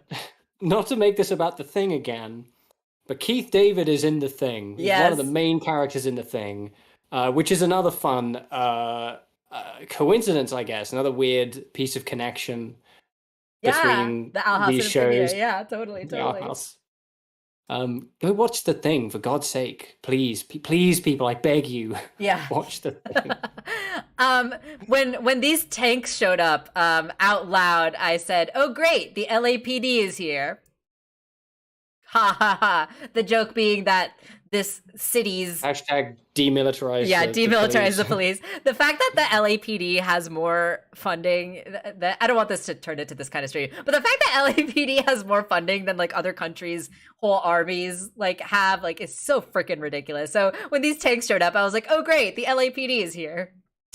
I didn't think that this was the military or the army. This was just the police, the local police office. Oh my God. America is a disaster. It really is. It really is. Yeah, I think the herons were not necessarily because of Andreas or whatever. So the military shows up, right? But they cannot take down these herons. The herons end up just like reflecting their missiles back at them, and then they're like, "Forget the birds, fire at the castle." But of course, the castle also has this like protective force field shield around it, so they can't attack either. And then of course these frog robots get deployed, and this was actually pretty like violent for what I was expecting. Actually, like these guys have literal like missiles and stuff. Like obviously it's still very cartoony, it's still very like over the top. It really made me laugh at like the missiles strike, and then the general is just like, "Oh, a bit of dust in my eye." Yeah, it's Like, obviously dude, what were you? Those missiles were clearly out of date. What were you expecting them to do if they like don't even blow you back a little? Yeah, so it was obviously very cartoony, but I was actually a little surprised at like how much they were using like tanks and missiles and like laser guns and stuff like that, right? So I was like, oh, okay, we're going there. The military ends up getting called in. I'm gonna try my best actually to kind of like skirt past Mr. X as much as we can.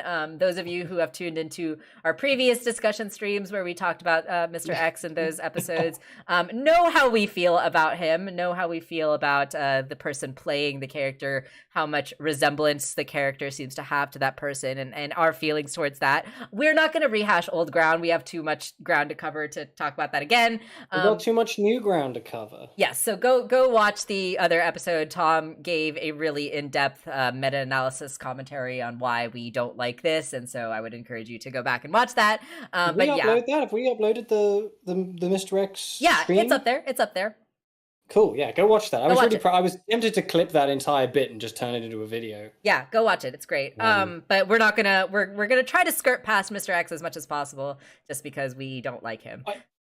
I will say though, I was expecting to hate his inclusion more, but I think they kept him as far away from the main action as they could under the circumstances. Yeah, I'm glad that he really only had like 2 minutes of screen time in this entire thing.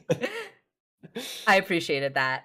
So they are still trying to figure out how to get out of this like, restraints, right? And Anne wants to use her blue powers, but Sprig is like, no, those wipe you out, and we need you in top fighting shape right now, right? And so they end up defaulting. They end up asking Frobo to give it a shot, and this definitely made me laugh. This was a really funny gag in my opinion.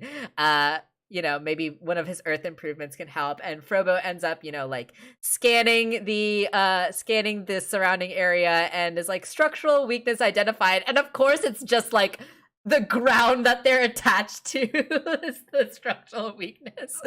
I just thought that was really funny, and it's just like the comedic timing of the way this breaks was really funny to me. It got a good laugh out of me. And then they just hit the ground and die, and that's the end of the episode. It was really anticlimactic. Right. They said it was going to be it was 40-minute episodes, but it ended up only being 4 minutes, and then just like 30 minutes of blank space. Like, I don't know why they chose that. Your math are terrible. I can't do math. Anyway, they end up falling, and Olivia and Yunan are like, okay, we escaped. How do we escape our escape, right? And they end up like, I love this little bit from Polly too, like, oh, her RSS must have dropped below negative 70, blah, blah, blah, blah, blah, blah, right? Or whatever she's saying. And Spring is like, still not used to being smart. I just thought that was funny. Reminded us, right, that Polly has really come a long way in her own right.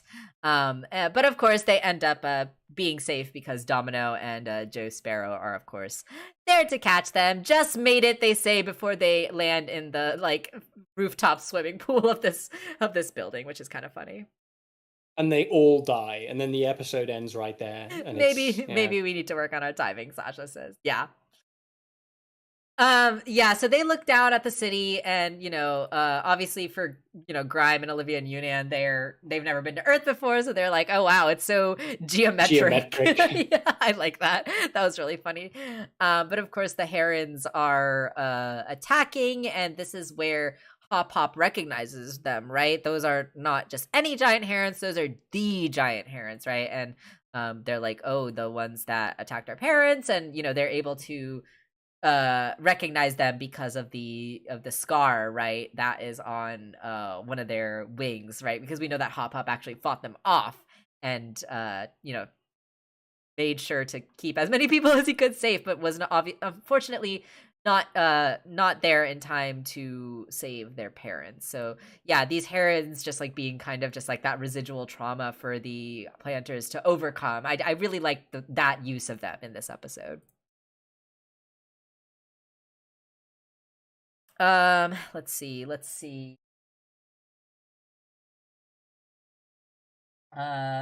Yes, agreed with you, Toon. Yeah, agree with you, Shia. More of a vehicle. Yeah, Polly becoming a prodigy was awesome. Yeah, totally agree, Raj. That Polly is a ball of brains and brawn. I like the way he said that. That's funny.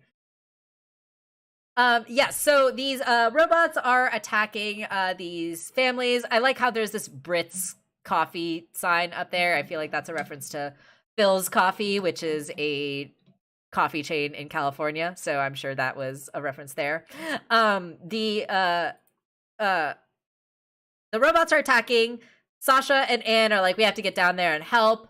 And I love how they don't even hesitate. They're just down there and they're there to help people and save people. And they've got their awesome swords and they're cutting down these robots. And I loved all the like girl interactions we got in this episode, like between Sasha and Anne, between Marcy. Like everything was just really, really well done. I really enjoyed it a lot. Also, swords do more damage in this universe than actual freaking missiles. Yeah. Also, like a missile goes off like right in your face, and you just get some dust in your eye. No shrapnel, a bit of dust. You're like, oh man, dust. But like a 13-year-old girl can just like commit war crimes with a single sword. Yep. That's just how it goes. I loved these freaking like space fighter uniforms that Anne's parents are put in. I thought that was just really funny. Obviously they can't give them actual military gear in a cartoon, so they gotta like cartoonify it a little bit. But I liked it. It was fun to me. I like seeing Mr. and Mrs. Boonchoi just absolutely shred and destroy people. It's really great. I kind of wish they'd gone more Super Sentai than G.I. Joe, personally. Yeah. That would have been cool, for sure. That would have been very cute to see them show up, one in red, one in blue. Yeah. Doing little poses. That would have been cute. I would have liked that. That would have been great, yeah. What gives, Matt? Come on, Matt. Get with the program. So this is where we get the follow-up, right, where we left off in the last Earth episode, where Mr. and Mrs. Boonchoi did, in fact, tell the military and the FBI all of the inside information, right? They were able to convince them that this invasion was coming, and so they were able to get ready, right? We convinced the military we're not insane. I thought that was funny. They were able to prepare, right, and actually get ready for this invasion, which obviously was very useful and very good that they did that. Very useful and very good. Yes. Those are the words that you could just use to describe the boon choice in general. So yeah, honestly, very true. Yeah, they look so badass. I love them. And they end up going to the school, right, to kind of to basically get ready and to plan and to figure out what's going on. I love this little mitochondria as the powerhouse of the cell poster in the background too. They gotta throw that in there for us. Yeah, I mean, it's not school unless you're consistently reminded that the mitochondria is the powerhouse of the cell. Exactly. This was a really funny gag as well that really got me too. When they're in the school, Anne and Sasha end up leaving to make sure they weren't followed. Meanwhile, the rest of them are watching the breaking news where they're hearing about the alien invasion, the talking lizard, the robot army, a couple of giant angry waterfowl, right? But of course, this is just one story on cable news, and they switch really very quickly. But in other news, crypto's up big. It's like, oh god damn it, freaking LA news. Is it, or is it the world? Let's be real. I mean, I think it's the world, and I think it's cable news. Those are the issues, right? But of course, Hop Hop is like typical LA. I thought that was funny though. Polly ends up finding the robotics club, right? And, the metal shop. And she, of course, takes this as an opportunity to upgrade Frobo. Frobo gets a pretty... I'm just not going to ask questions about why the school was in possession of high explosives. Mr. X has that line where he's like, private schools, right? So I think that explains it a lot. And then they have some food from the restaurant, and there's a very cute moment where Grime is trying to eat the food, but it's like too spicy for him. His tummy's grumbling, and he's like embarrassed about it. I love Grime. Grime was so great in this episode. He's a sweet, sweet, sweet baby. He's literally just Sasha's dad now, and I love it. Is he? I feel like there's more of like weird, even though he's obviously meant to be older, I feel like there's more of like a sibling kind of thing. They're more honestly like equals in my opinion. Like Sasha and Grime like just see each other as equals, which I really love. That's why I feel it's more of a sibling thing. Totally. I'm dying. We can hear Grime cry, and it's like, here, Grime, have some water. And Sasha just like having a sweet moment. Like, looks like he tried your parents' food. Just really, really fun. Anne ends up finding her locker, right, and opening it and being like, oh, is there anything in there that can take down a heron? But she ends up finding the essay, right, the thing that she was asked to do at the beginning of the episode, kind of tying this back in with the themes of the show and just like Anne's character growth. Yeah, again, it is a little clunky to me, but I'm not too mad about it. Sasha asked, do you really think we could do this? And Anne, like she's worried about the fact that Darcy has all of Marcy's memories, right? And like knows their plans, knows their every move. But Anne has this this really crucial point here, right? Where she says, Darcy only knows the old us and not how much we've grown and changed, right? Which means that she has no idea what we're capable of, which of course plays a big part in Sasha and Darcy's fight later, right? But you know what Darcy doesn't have? The heart of the cards. True. Very true. So, there's a nice moment with the photo that we see again, right? And meanwhile, this is probably where this episode started to get you, right? Meanwhile, in cyberspace, in the virtual world, in the metaverse, we see Marcy in this room, right? And she's got a bunch of puzzles. And you actually recognized quite a few references in this room, right? I want to know what people in the chat recognize. So you've got the Millennium Puzzle. I'm waiting for the video to catch up, so I'm not actually looking at it right now. But you've got the Millennium Puzzle on the left. You've got the Golden Compass sort of in the mid-right. You've got Megatron in the middle. And then there's like this like intricate cylindrical thing with a bunch of twisty dial friends on it. And I don't know if anyone recognizes what that's from. I feel like I've seen it somewhere, but I could not tell where specifically. But I feel like it's something. Like I'm looking at it, it looks way too intricate to not be a specific reference to something, surely. Because like everything else that's there that isn't a reference to something is just like a generic kind of puzzle toy. But now what we do know for sure is that since Marcy has solved the Millennium Puzzle, she is now the host of Atem, the Pharaoh, and that means she's the king of games. And that means she's gonna save the world from the moon using card games, because Absolutely. there are no bad cards in her grandpa's deck, as Absolutely, we know. 100%, exactly. Yeah, so if anyone knows what some of these references are, I'd be curious as well. I think I also see the Disney logo in that compass, which expected to see. Yeah, this thing on the right, I don't know what this is, but yeah, I'm curious if anyone else recognizes any of these puzzles. But Marcy, we know she's been here for a bit. She's been here for a minute. You know, she has that line where she's like, "I've solved over 300 puzzles," and so we know that she's kind of been here for a bit. 300 is a lot. Um, and you know, we get this whole mindscape with her, right? Which we kind of saw in one of the previous episodes, this idea of like projection and like false realities and stuff, right? And then we get the reintroduction of this character who presents himself as if he's like Andres' father. Or you know, Marcy goes through, she sees the newts and the books and stuff, but we see this character that like presents itself as Andres' father, but I think like this is just meant to be like the core, right? Like the culmination of like all of the assholes of Amphibia. All of the asshole. It's not even. That's the reality of the core. It's not actually the greatest minds. It's just all of the assholes. It's basically all of the Jeff Bezoses and Elon Musk's and Mark Zuckerberg's of Amphibia in an AI consciousness. That's who that's who the core is. That's really who it is. That's why Anne was able to outsmart them, because they ain't nearly as smart as they think. Exactly. They just think they're so smart, but they're just actually billionaire assholes. Assholes, if you will. Vassals, if you will, and I will.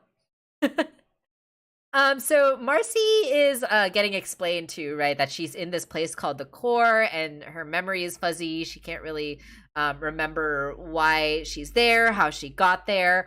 We did see in the previous episode, right, that the core was kind of like erasing some of Marcy's memories. So maybe like that's kind of what was trying to go on here. But yeah, large chunks are missing, and she's like trapped in this like virtual world, right? And the core is like, none of that matters. Behold, welcome to, you know, this fantasy world that you've always dreamed of, right? Like the core was able to access Marcy's memories enough to figure out that, like, you know, this is what she wanted, right? She wanted this fantasy world with these dragons and this quest, right? Like this is something that we've seen from Marcy before, this issue that she has with like escapism and turning to fantasy to escape like her negative emotions. So I love that we got this like introspection conflict with Marcy, because I feel like that was like such a huge part of her character that we needed to deal with. Just let it be known that I just fell over and I hurt myself. Oh no, are you okay? Yeah, I'm good. Oh, I'm sorry. But real Marcy moment right there. I mean, there are worse people to be compared to. True. Kind of looks like a bike lock, yeah. It's not a It's a combination bike lock is not a puzzle. It's not a bloody combination bike lock. Come on. It's definitely a reference to something. I recognize it, but I don't know where I recognize it from. Yeah. And I do not recognize it from a bike lock. Come on, guys. Try harder. Yeah, if anyone in the future is watching this as the recording and you recognize it, leave a comment down below. Marcy says something like, oh, I feel like I'm forgetting something, and the core is like, oh yeah, you need a map, right? You can't have a fantasy adventure without one of these. And it's enough for, at least right now, to keep her distracted, right? Keep her busy. And then she goes right in, right? She goes on her adventure. Meanwhile, Darcy is there. I love that zoom out too. That zoom out was really cool. Have they given her the fake Anne and Sasha yet? Not yet.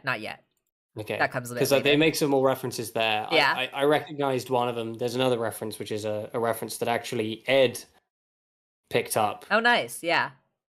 But yeah, we'll get to that. Yeah. I loved this moment of Yunan getting a freaking gun where she's like, what's the safety? And ends up blasting it. And then she's just like, oh, I like this. Like, oh gosh, who decided it was a good idea to give Yunan a gun? Oh, really good. Really funny. Whoever was in the floor above them is now dead. Right, absolutely. Winston was in the floor above them, and unfortunately, Winston did not make it. Yeah, he's dead now. Winston is dead. I'm sorry to be the one to break that news. Yeah, absolutely.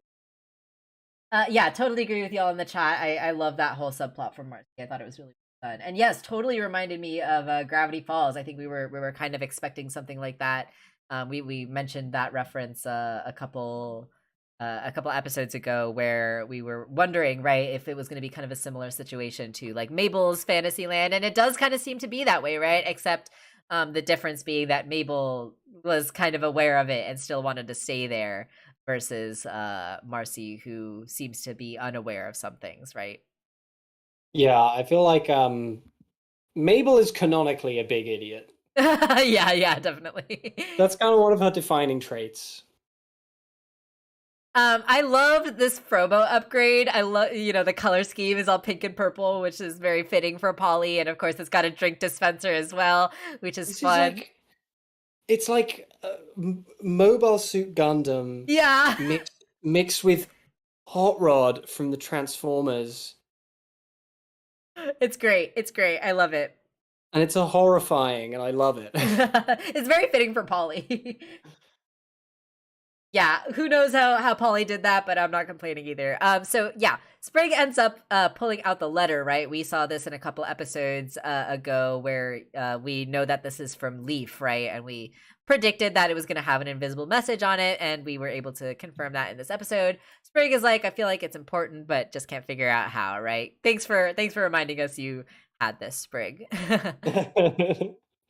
The turns out the message was just like, so sad Steve Jobs died of ligma. Oh my gosh, stop it. And Andreas is like, who the hell is Steve Jobs? Ligma balls. Stop it. And that's how they defeat him in the end. The robot ends up blowing up the van, which, doesn't actually do anything to the guy other than make his hair stand up. And, we get this this conflict that we see with Sprig too, right? And I do hope that this is one of the things that they didn't quite finish addressing in this episode, so I hope that they, finish addressing it in the next episode. But this idea, right, that Sprig is a little bit in denial at this point, where he thinks that after all of this is over, things are going to go back to normal, how they were before, Anne and us just hanging out, right?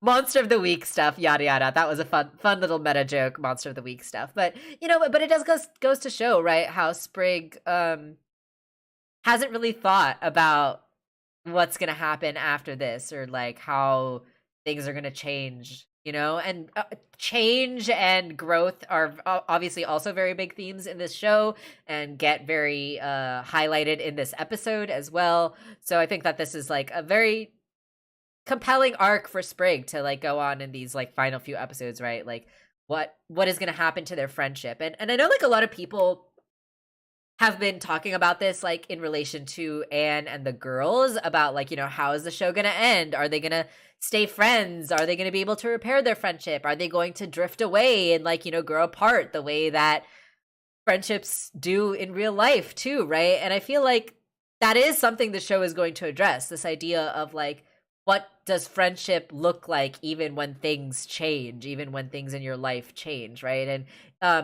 it seems like they're going to address that question both with the girls, right, with Anne and Sasha and Marcy, but also like with Anne and Sprig, right? Like this is obviously going to cause a very big shift in their friendship, and what is it going to look like after that, right? But I think what the point the show is trying to make is that, it doesn't really matter what changes come, right? It really doesn't matter whether you go to a different place, whether you're physically far away, whether you don't talk to each other as much anymore, but the memories that you spend with those people, right, and the love that you have for those people never really goes away. And I really like that. It's a romantic idea. It's sweet. Yeah, Sprig being like, Anne will always be a big part of my life, and, Hop Hop just saying like, of course she will, right? So they bring in this whiteboard and they come up with a plan, right? So the planters and the Boon Choys are going to fight off the robots and save any remaining civilians. I thought you said they bring in this white boy, and I was like, what? Sorry, what? Whiteboard, sorry. Come again? LOL. That's funny. Which white boy? What's he gonna do? Nothing. Meanwhile, Grime, Una and Olivia and Joe Sparrow will go into the castle and at very least try to take down the shields, right? Like they know that they're not going to be able to get the box, but at very least they can take down the force field. And Grime has this fun line, right? Where he's like, give you Earthlings a fighting chance, he says as he's like dying from the spice. Why? I mean, clearly he's enjoying it. Like he's still eating it. I mean, spicy food can be really good, even though it's painful. I like this little rallying cry that they have here too. Like, no one die. Remember, guys, this is a kid show. Don't die. Yeah, people were talking about like them killing Grime. I'm like, they're not gonna. They're not gonna kill them. They're not Come gonna on. do that. Maybe Andreas because he's an actual villain, but like they're not gonna kill Grime. It's fine. He's a robot anyway. Exactly. Yeah, so they end up going through with this plan, right? Earth is fighting back, trying to take out the robots. The robots are blasting as well. I love this little bit too, right? With Darcy controlling the castle and controlling the robots too. And it's like how it's literally like this point and click game. This just tickled me. This was quite funny. Yeah, it's one of those battle sims. Yeah, right. Also, can we talk about how amazing the animation is as well? Like the way they animated Darcy's hands in particular, I feel like they really like did not hold back. They went all out in animating Darcy's hands. They just, I don't know. I just wanted to point that out because it was really cool to me. Yeah, they've got some moments in this episode where you can see where the animation budget went. Yeah. I just wanted to play that again because Darcy is awesome and I love them. I love like Darcy's eyes going in like all the different directions too. It's just really fun. And then we get like this moment from Andreas, right? So Andreas goes through quite a bit of an arc in this episode as well, right? So he's thinking about Marcy. And so, you know, we talked a lot about how we're glad that Andreas, you know, when this reveal happened that he ended up, you know, manipulating Marcy and had these ulterior motives. We really liked the fact that Andreas didn't actually like change too much as a character, right? Like he was still the goofy kind of irreverent guy that we saw him from the beginning, and like all of that wasn't necessarily a lie, right? And so I like that we're actually getting more glasses. Sorry, I just noticed. I don't know why I didn't notice his glasses the first time. Yeah, he has these dorky glasses, which we actually saw in the flashback. He used these glasses to read Leaf's message. So I thought they were going to come back when he was going to read the letter as well later, but they didn't really. But they're here at least, and we see him in this robe and his slippers, right, reading the newspaper. We know that this is in season 1, during season 1 of the show, because we see in the newspaper the frog election, right, which is what we saw happen in season 1, right, between Hop Pop and the Toad Mayor. And Lady Olivia brings in Marcy. We see that she's got, you know, the cast from when she fell down the stairs in the theme song takeover that we've seen before. And this was just really adorable, right? Like Marcy being just like a excited little puppo, essentially, right? Like, oh, the little face she does when she puts the pin on him. She looks at him with those big old eyes. Yeah. But you know, this is the first real friend that Andreas has had, right? In this like 1,000 years since he like felt betrayed by his previous friends, right? We know that he closed himself off. We know that he shut himself down. And like Marcy was kind of the first person since Leaf, right, to like kind of break through that exterior, right? And like this kind of initial introduction kind of really emphasizes that, right? Where Marcy's like, Andreas, huh? Can I call you Dreas? And, you know, Andreas is like, only one person has ever called me that before, right? And we know that that was Leaf. So this like idea of like friendship and closing yourself off, right? Like it's kind of tying together with Leaf and Andreas and Marcy and Andreas, right? And I really like that. I really like that like Andreas's friendship with Marcy was actually genuine on like a certain level, right?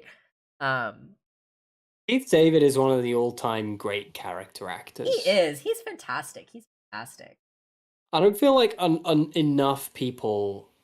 A lot of people of our generation will primarily know him as a voice actor because he obviously settled into voice acting sometime in the early 2000s, and it's Right. been most of what he's done since. Which is not, I don't want to call that a shame because it isn't, because he's obviously an amazing Incredible. voice Yeah. actor. He's an amazing voice actor. He's got a very, very iconic kind of voice. He's very funny. But he is like one of the all-time great American character actors. Yeah. Yeah. And I would implore everybody to sort of seek out his filmography and kind of both animated and live action, because he's done a ton of great stuff. He's been in a bunch of John Carpenter films. Mm. He has a whole like socialist monologue in They Live, which is just like a joy to listen to, and he performs it so well. Yeah, he's And like incredible. he's just so great because he's not like he typically plays villains, not always, or in voice acting anyway. I think just because he has a very like deep, kind of commanding voice. But he does have like a softness to him. He has that like, Bo Billingsley, who voices Jet Black. He has that kind of quality to his voice. Totally. Which is so crucial to our consumption of this character, our perception of him. Totally. Yeah, Shadow Link, that moment tickled me as well too, when Marcy is like, remember Marcy, boundaries, before she ends up crawling all over him and crawling into his pocket. That was really funny. I thought that was adorable. Love her little face. Her little squishy face, and Olivia, right, just looking like horrified and like, oh my god, I can't believe she just crawled into his freaking pocket. Really, really funny. But of course, Andreas is like tickled by it, right? He's genuinely amused. I love that this is genuine from him, right? Like it really is an earnest, like, he's delighted by this little creature. I don't know why it reminds me of Castlevania, and it reminds me of some of the relationships that Dracula has with some of his upper command. Where there's that. Yeah. Castlevania is a really good show, and you all should watch it. But that same feeling of like this impossibly old, impossibly powerful god king who's just like ultimately really lonely and doesn't have a lot of friends. Yeah, right? And, like, I really I feel like this moment sheds so much light onto Andreas and kind of like his character and his motivations, right? Because like we have seen in, during season 2, his interactions with Marcy, we've seen like Marcy and him interact, and then Marcy will like turn and leave and go away, and then like immediately Andreas will kind of like turn back into his villain, right? Like we've seen that in season 2, which is what gave us those hints that he wasn't, all that he seemed. But like this is one of those earnest moments, right, where like before he's being influenced by the core, he's like genuinely delighted by Marcy. He's genuinely like happy to like meet this creature, right? This like adorable little squishy girl. And like he's like really fond of the little pin that like she gave him, right? And I thought that this was so sweet and really goes to show how Andreas really feels before the core comes in, right? And like speaks to him and influences him. And this is really important too, right? The core actually wanted to kill Marcy immediately, and like it was Andreas's kind of like fondness for Marcy that gets him to convince the core to keep her alive, right? Like Andreas literally saved her life. And I think like this kind of adds to that idea of like, will Andreas not necessarily be redeemed, but will he like turn, against the core towards the end, right? And we see here that like at this point he's willing to go against the core to keep Marcy alive, right? And I think like this is an important piece of his character that we're getting here. Indeed. Let's see. This scene proves that the only reason the temple episodes happened was so Andreas wanted to drain the stones from the girls. Yeah, right. So this is him talking about that plan, right? His whole thing about making them go to the temples. It was all to keep them alive, essentially, right? Like it's kind of interesting when you think about it that way.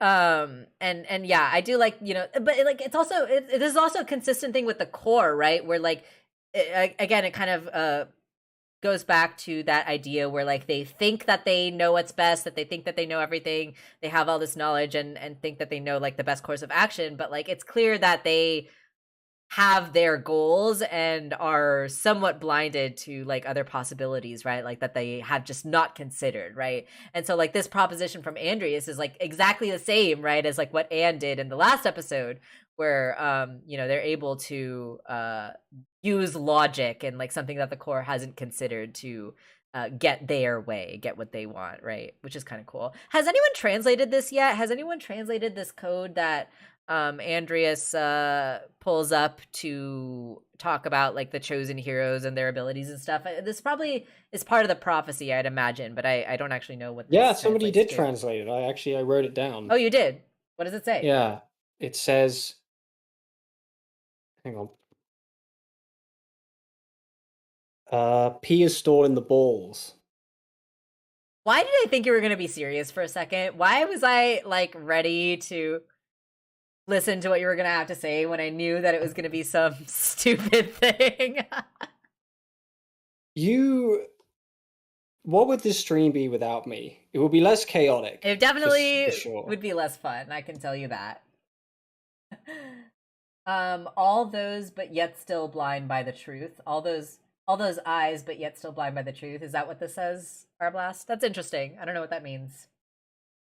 It means the P is stored in the balls. Stop! I hate you so much. No, you don't. No, I don't. I love you. We're codependent. So yeah, Andreas is like, why don't we use this Marcy to get close to her friends, siphon their energy, and restore your legacy, right? So it's interesting that, Andreas does actually want to protect them, does actually want to protect Marcy, right? She's just a child, he says. And then we get this core, right? The core being like Andreas's father, like this embodiment of his ancestors, but like with all the eyes. It's such a creepy but really effective design. This definitely shook me. Like it was so creepy. I loved it. It was great. It is not very poggers. No, not very poggers indeed. Also, someone just subscribed. Welcome. Nigel, thank you so much for joining us. Welcome. We're only making plans for Nigel. So Andreas, he's obviously got his own inner conflict, right? He's like holding this pin in the present day, thinking about Marcy. Meanwhile, Darcy is here, right? Like saying like, oh yeah, after 1,000 years, you've finally done something right? For once, isn't it grand? Who needs friends when they have everlasting power, right? It's everything I ever wanted. But obviously, Andreas does not seem too enthused about it. We know that he has had to give up a lot to get here. I love this. Like, I like how Darcy didn't even realize that they escaped until they, saw them here, right? And it's like they don't even know how long ago they escaped. Like, Anne and the team have had all this time to go to the school and come up with a plan and everything. Meanwhile, these guys didn't even realize they were gone. Darcy ain't as smart as she thinks she is. Yep, exactly. Yeah, the core is definitely pride incarnate. I really like how you put that, Arblast, because that's a really good point. Yeah, they're very arrogant, right?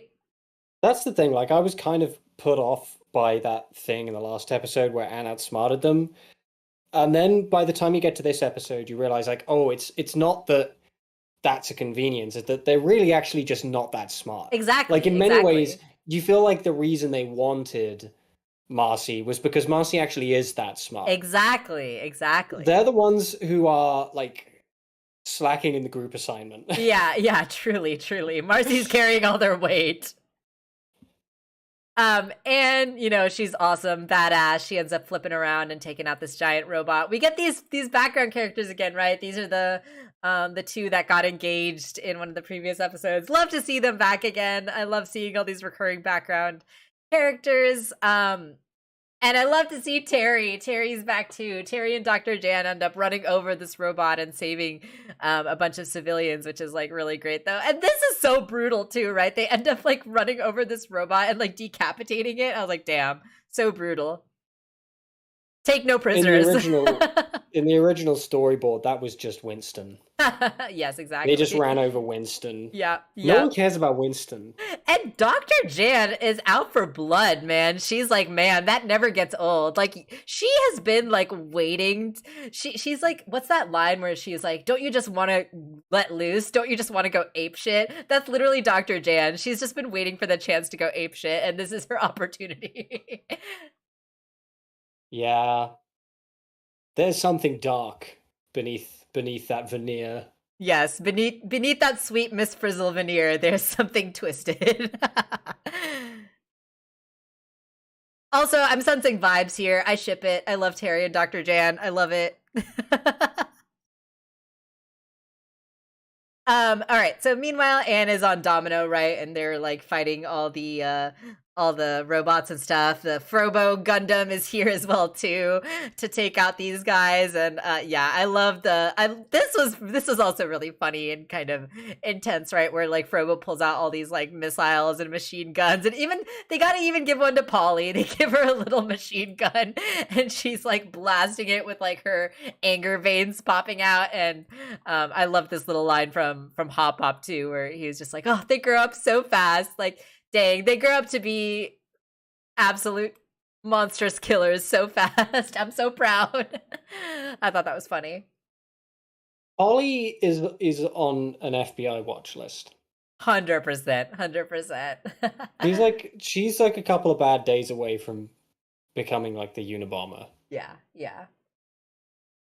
Oh, our blast was trying to say all those eyes, but still blind to the truth. Yeah, absolutely, right? That's a really good point with Darcy.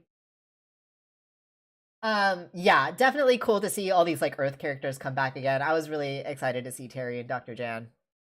All those eyes, and they still need reading glasses. Right.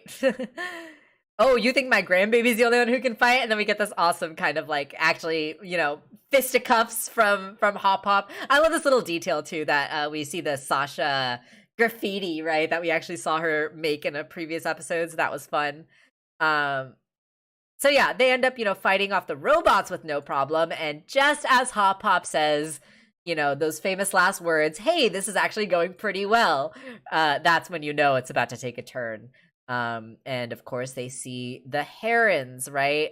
These herons are brutal. Like the people in this tank are dead, right? Like these herons absolutely destroyed them. Like these are actually pretty terrifying monsters. Like these are probably the most scary, birds / monsters that we've seen in Amphibia so far. But you just gotta twerk at them. It'll be fine. It'll be fine, yeah. So the planters are all like absolutely frozen in fear, right? Like it's one of those things that like sets you into the fight or flight or freeze response, right? It's one of those reactions to trauma. And it sends the planters into this frozen state, right? They're absolutely paralyzed with fear, and Sprig is able to recall the sounds that they made, and obviously that's very triggering for them. And it's really heartbreaking, right? Like seeing the planters like this, like seeing them kind of like confront their trauma in this way. And Frobo protect their new family. Yeah, and of course Frobo gets them out just in time. And even like these missiles and stuff like aren't getting through properly. So it's looking rough. It's looking rough. Yes, exactly, Gabriel. The trauma appears. Exactly.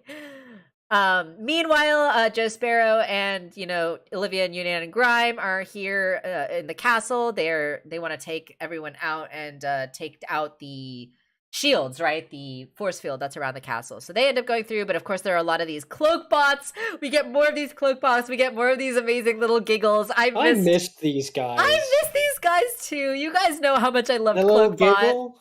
You guys know how much I loved Cloakbot at the beginning of season 3, and so I was so happy to see that we got more of them in this episode. Rest in pieces. Rest in what is it? Rest in spaghetti, never forgetty, original Cloakbot. Always in our hearts, never forgotten. But I was happy to see that there were more of them and that these little giggles have returned. That really tickled me. Also, can we talk about the transitions in this episode? Like, they're all so good. Like, they really did not My hold favorite back. transition is in between the Andreas fight and the Darcy fight. Yeah, me too. You know the one I'm talking about. Exactly. But this is another great one that we get here between the Cloakbot and going back into the fantasy scape, right? The two moons. Interestingly, the moons are like blue and pink, I think, which are Anne and Sasha's colors. You can tell this episode, just on the note of the transitions, you can tell this episode was probably very heavily storyboarded. Absolutely, for sure. I feel like it was turned over and turned over and turned over. Yeah. Which is great. That's a good thing. Yeah, no, absolutely. But that is to say, if they ever do like an art of book for Amphibia, I'd love to see the full storyboards for this episode. Yes, I would love that. I know that a lot of the storyboard artists do post their storyboards like online a lot, like after the episodes come out. They don't post all of them though. They'll post little snippets. Yeah. I'd love to see the full storyboards. Yeah, for this. I hope they do publish an art book of some kind, because that would be really, really awesome. I'd love to see an art book for this. I'd love to see an art book for the Owl House. Make it happen, Covey. Why make it happen? I'm sorry. I'll work on it. Get to it. Yeah, so there are a lot of Zelda references in this, right? Marcy, the little flower that Marcy is given from the core reminds me of like the Silent Princesses in Breath of the Wild. Even this castle kind of reminds me of like Ganon's castle in Breath of the Wild. Like, I mean, I think that there's a little bit of there's got to be some other reference here. There's something familiar about these like floating islands that I don't know quite where they're from. It's obviously a reference to 500 Days of Summer. Right. But then of course the core, Marcy's like, oh, it's a little lonely.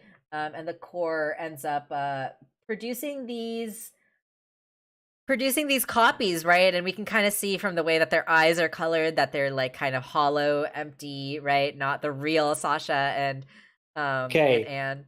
It's my time. It's my time to say what the other outfit is a reference to. Yes. So one of them is obviously Link. Yes, Anne is dressed up as Link once they're all in their fantasy costumes. Do you know what Marcy's is a reference to too? I feel like Marcy's looks familiar. I don't know what I feel like Marcy's must be a reference to that movie she liked. Oh yeah, that's what my assumption was, but I didn't go back to check. Yeah. But the Sasha outfit is Edelgard, or Edelgard, I don't know how it's pronounced because I've not played the game, from Fire Emblem Three Houses. Oh. And you're welcome. Okay. Yeah, because I obviously recognized Anne's costume, like, immediately, right? Like, that's Zelda, that's Breath of the Wild. The blue especially, right? But I didn't recognize where Sasha's was from, and I was sure it was going to be of some video game reference, so I'm glad that you were able to recognize it. That's cool. I didn't recognize it. It was Ed. He told me. Oh, yeah. So shout out to Ed. Shout out to the other half of Curmudgeon Media.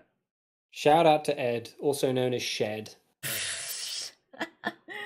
But Marcy has this moment here, where when she sees Anne and Sasha, she does actually apologize, right? So like there's at least that memory is still with her, and she feels like that guilt, right? And yeah, poor Marcy. Like my heart really broke for her throughout this entire thing. Fake Anne and Sasha, right? Convince her like, let's just ignore our problems. Let's just do what you want to do. This bit actually also reminded me of Steven Universe, the episode where Steven was like in his mom's room and like there was that fake Connie who was just like, oh, I just want to do what you want to do, right? Like, so it reminded me of that too. I remember staggeringly little of Steven Universe. I really need to go back and rewatch We it. should rewatch it together. I would love that. We should. We should. So Anne, brings the planters together and she's like, I never seen you guys like this before. And I like that we actually get this line from Hop Hop too, right? Where she's like, I think we might have a tiny bit of trauma left over from when those herons destroyed our family. Just a tiny bit of trauma. Somebody needs to do a supercut of Hop Hop shouting. Right? Yeah, absolutely. Horrifying. And then Anne, says like, I totally understand you guys. You don't have to be sorry. I've seen you overcome so much, and I know that we can get through this together, right? But they're of course a little hesitant until they see this, until Hop Hop sees this. He's like stuttering. And then he of course finds out, right, that the Boon Choi's Anne's parents are in trouble. They are getting attacked by the herons, and this was really scary, right? Like these herons are actually really terrifying. They're tearing through this bus like it's no problem whatsoever. It's really actually pretty terrifying. Like if this was like not animated as like a cartoon, like I would be having nightmares. On top of the nightmares you're already Yes, having. exactly.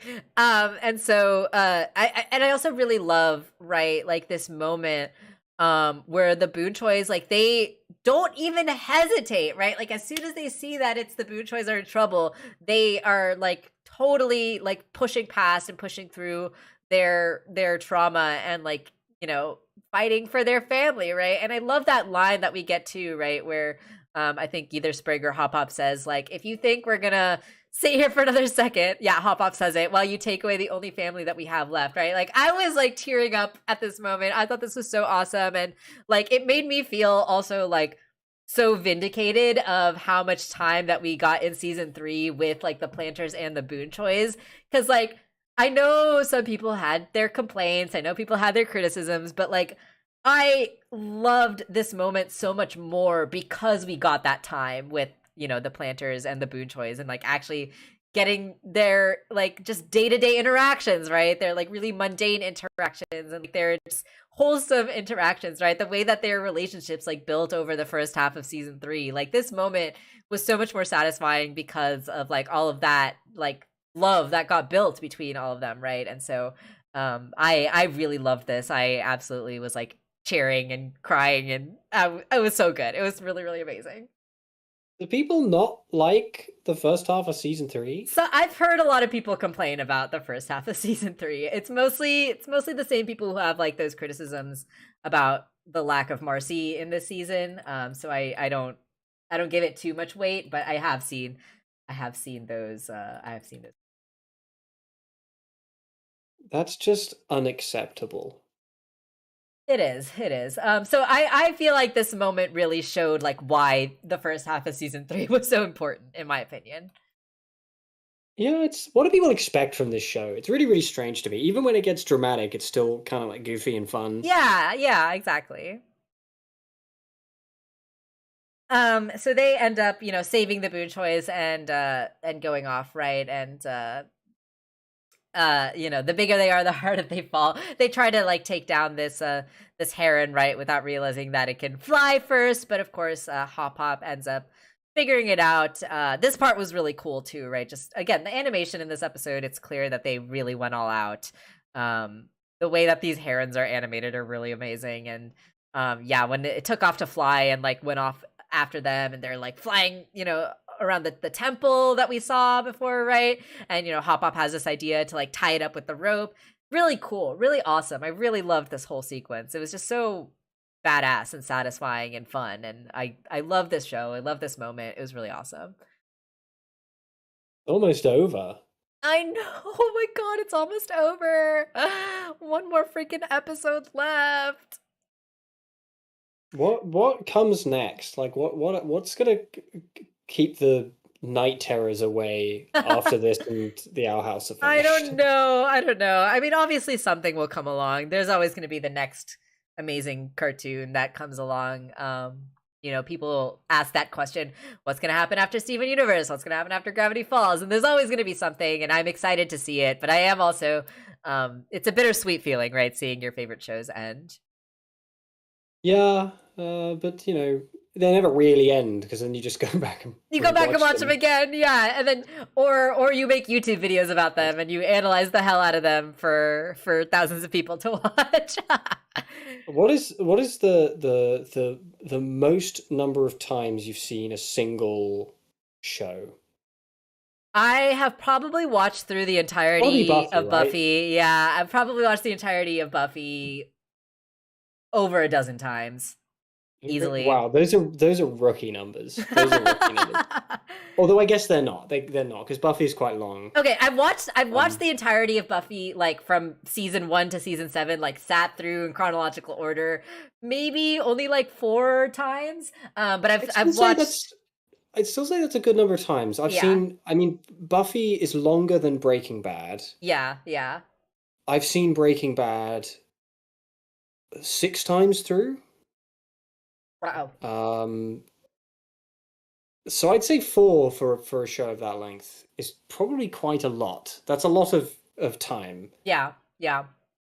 And like it's actually kind of like, especially with a show like Buffy. Sorry, I'm getting off track. Remember, guys, every stream is actually secretly a Buffy stream. That's just the reality you have to accept. The thing I love so much about Buffy is like I've watched it so many times, like throughout different times of my life, right? Like, so I watched it the first time as a teenager, then I watched it like again in college, and then I watched it like a couple times as an adult, and now like I'm watching it alongside like this podcast that is going episode by episode, and discussing it with like that community has been really awesome. We're watching it together, and now we're watching it together. So it's such a beautiful experience getting to like go through the show at different points in my life, and like getting completely new things out of it every time I watch it. And honestly, that's any show that I rewatch. When I rewatch like cartoons, I get that too. And so I'm excited to rewatch Amphibia, especially season 1 and season 2, knowing what we know now and seeing like all the pieces that like come back, and like seeing how those were set up and foreshadowed. Like this show is going to be so much fun to rewatch. I'm really excited for that.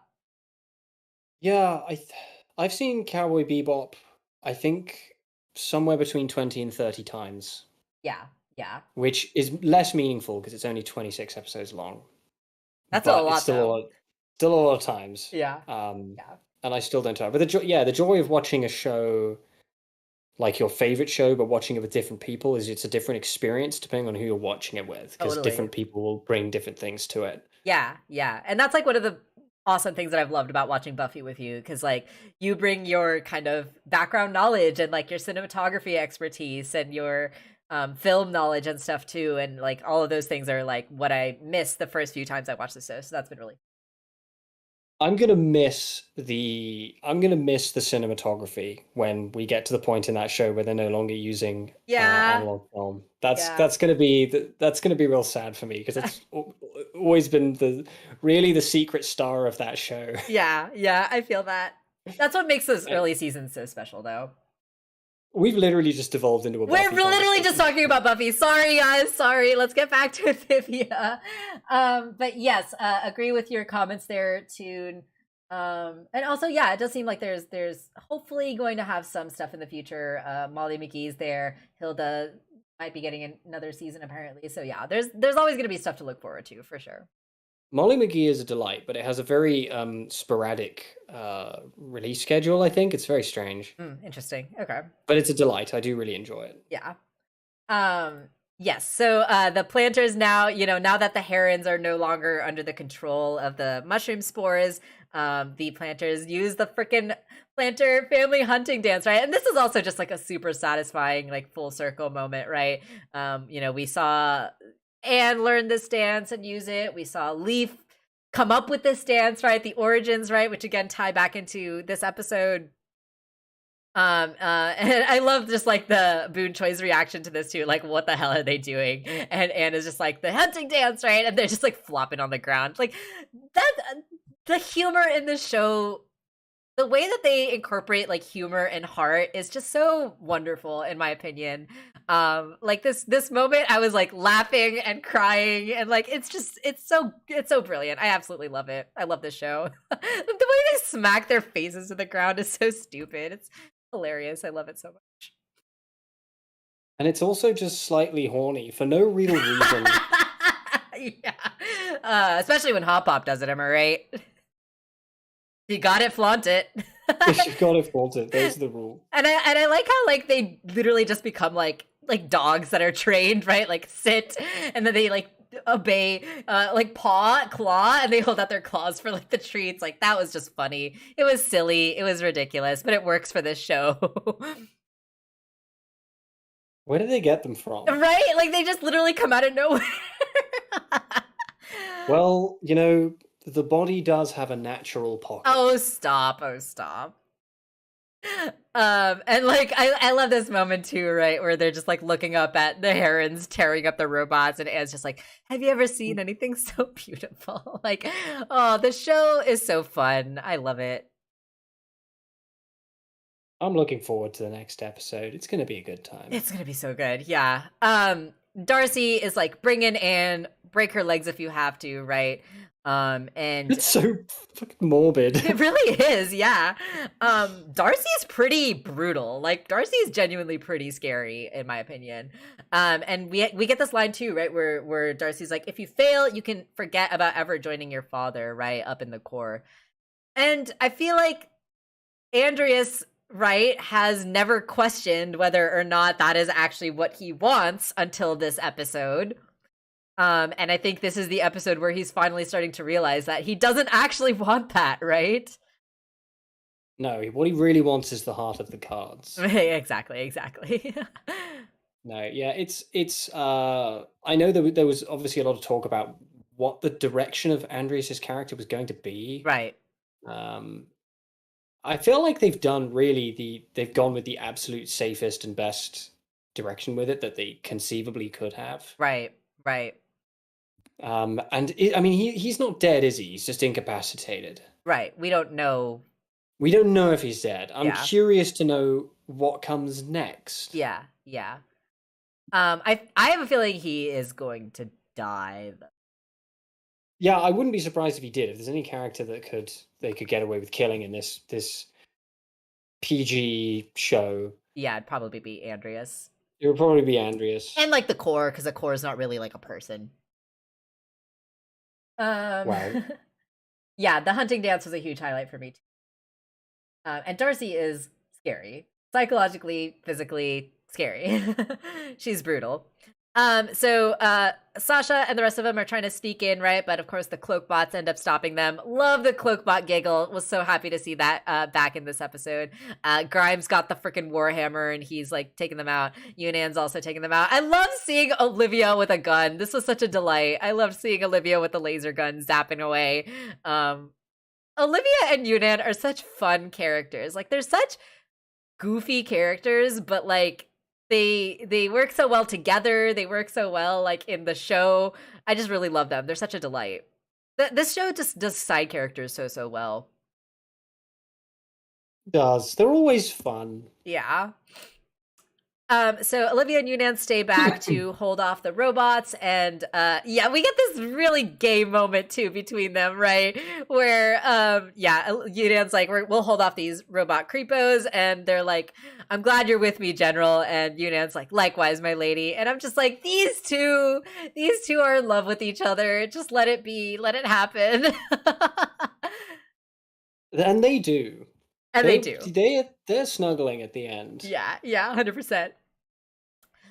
So they end up finding the shield generator, right? The force field generator thing. But of course, Darcy sees them and stops them. And she's like, so rude. We're not surprised, though.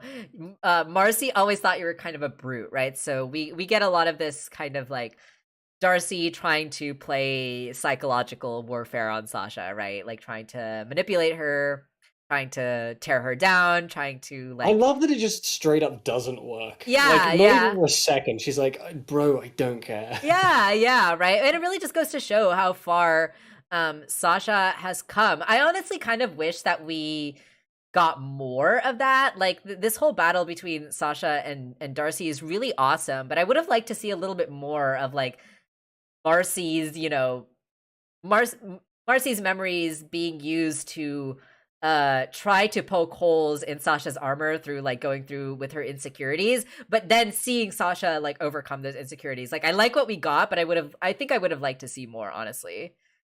I kind of personally like that it didn't even work. I feel like it's more of a fun reversal. I get tired of things.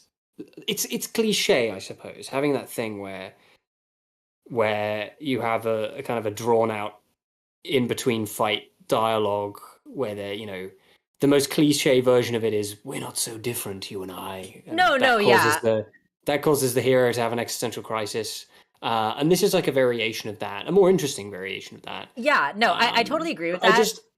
I feel like it's much more true to Sasha's character that she doesn't need to overcome that. Like, if there's anything, like, Sasha is extremely sure of herself. Yeah. And she's also ruthlessly pragmatic. I guess that's why I liked the response when she's like, it doesn't matter what she thinks of me. That's not why I'm here. That's not relevant. No, I agree with that. I totally agree with that. I liked Sasha's reaction, and I liked Sasha's like how it didn't matter to her and how she just like fought through it. I wanted more from Darcy. I wanted Darcy to be more poking at Sasha's insecurities and showing us how little they actually affect Sasha. That's what I wanted more of. But I love this scythe. The scythe that they gave Darcy is awesome. I think that the fans, or like the folks that work on Amphibia, are probably fans of the web show RWBY. I've watched some of RWBY. It's not very good. I'll say it this way. It's not my favorite show. I have my own gripes with it, but my favorite thing about RWBY is the weapon designs. The weapons that they come up with on that show are awesome. And so like this scythe and like this little bit of choreography kind of being inspired by RWBY, I liked that. I thought that was fun. Yeah, Monty, rest in peace, was a great weapon, kind of like fantasy weapon designer, great fight choreographer. Yeah. Unfortunately, the show is absolute garbage. But the show's not great. Are very iconic. Yeah, sorry if y'all are fans of RWBY. I think there's some aspects of it that are strong. There's some cool things about the show. The weapons, the fight sequences are very cool. And so I'm glad that they at least drew some inspiration from the cool parts of it in this fight. I'm not sorry. I'm not sorry to fans of that show. Meanwhile, Mr. and Mrs. Boonchoi are fighting on the ground, and there's this funny line here where Mr. Boonchoi wants to keep this stuff, and he's like, "So that's a maybe." Hey, it is your taxpayer dollars, right? Your taxpayer dollars paid for all this armor and weapons and stuff. So I feel like Mr. Boonchoi does have a right to keep some of it. Mr. Boonchoi could just kill Mr. X and steal it. What's going on now? All right, so the castle is here, right? Actually, you know what? We're coming close to 2 p.m. at this point. So I don't know. I know that you 9:45 in the UK. Yeah, so we do have to call it in about 15 minutes or so. So let's get through this scene and then end it after this one scene. How does that sound? That sounds fine. All right. Cool. So Andreas comes out, right? And he's in this like giant mech suit. What's good, primates? I just love his attitude. He's such a smarmy little shit stain. Right? And so he I like that. I like that line from Sprague too, right? Like 10 coppers I can snipe him from here. I thought that was funny.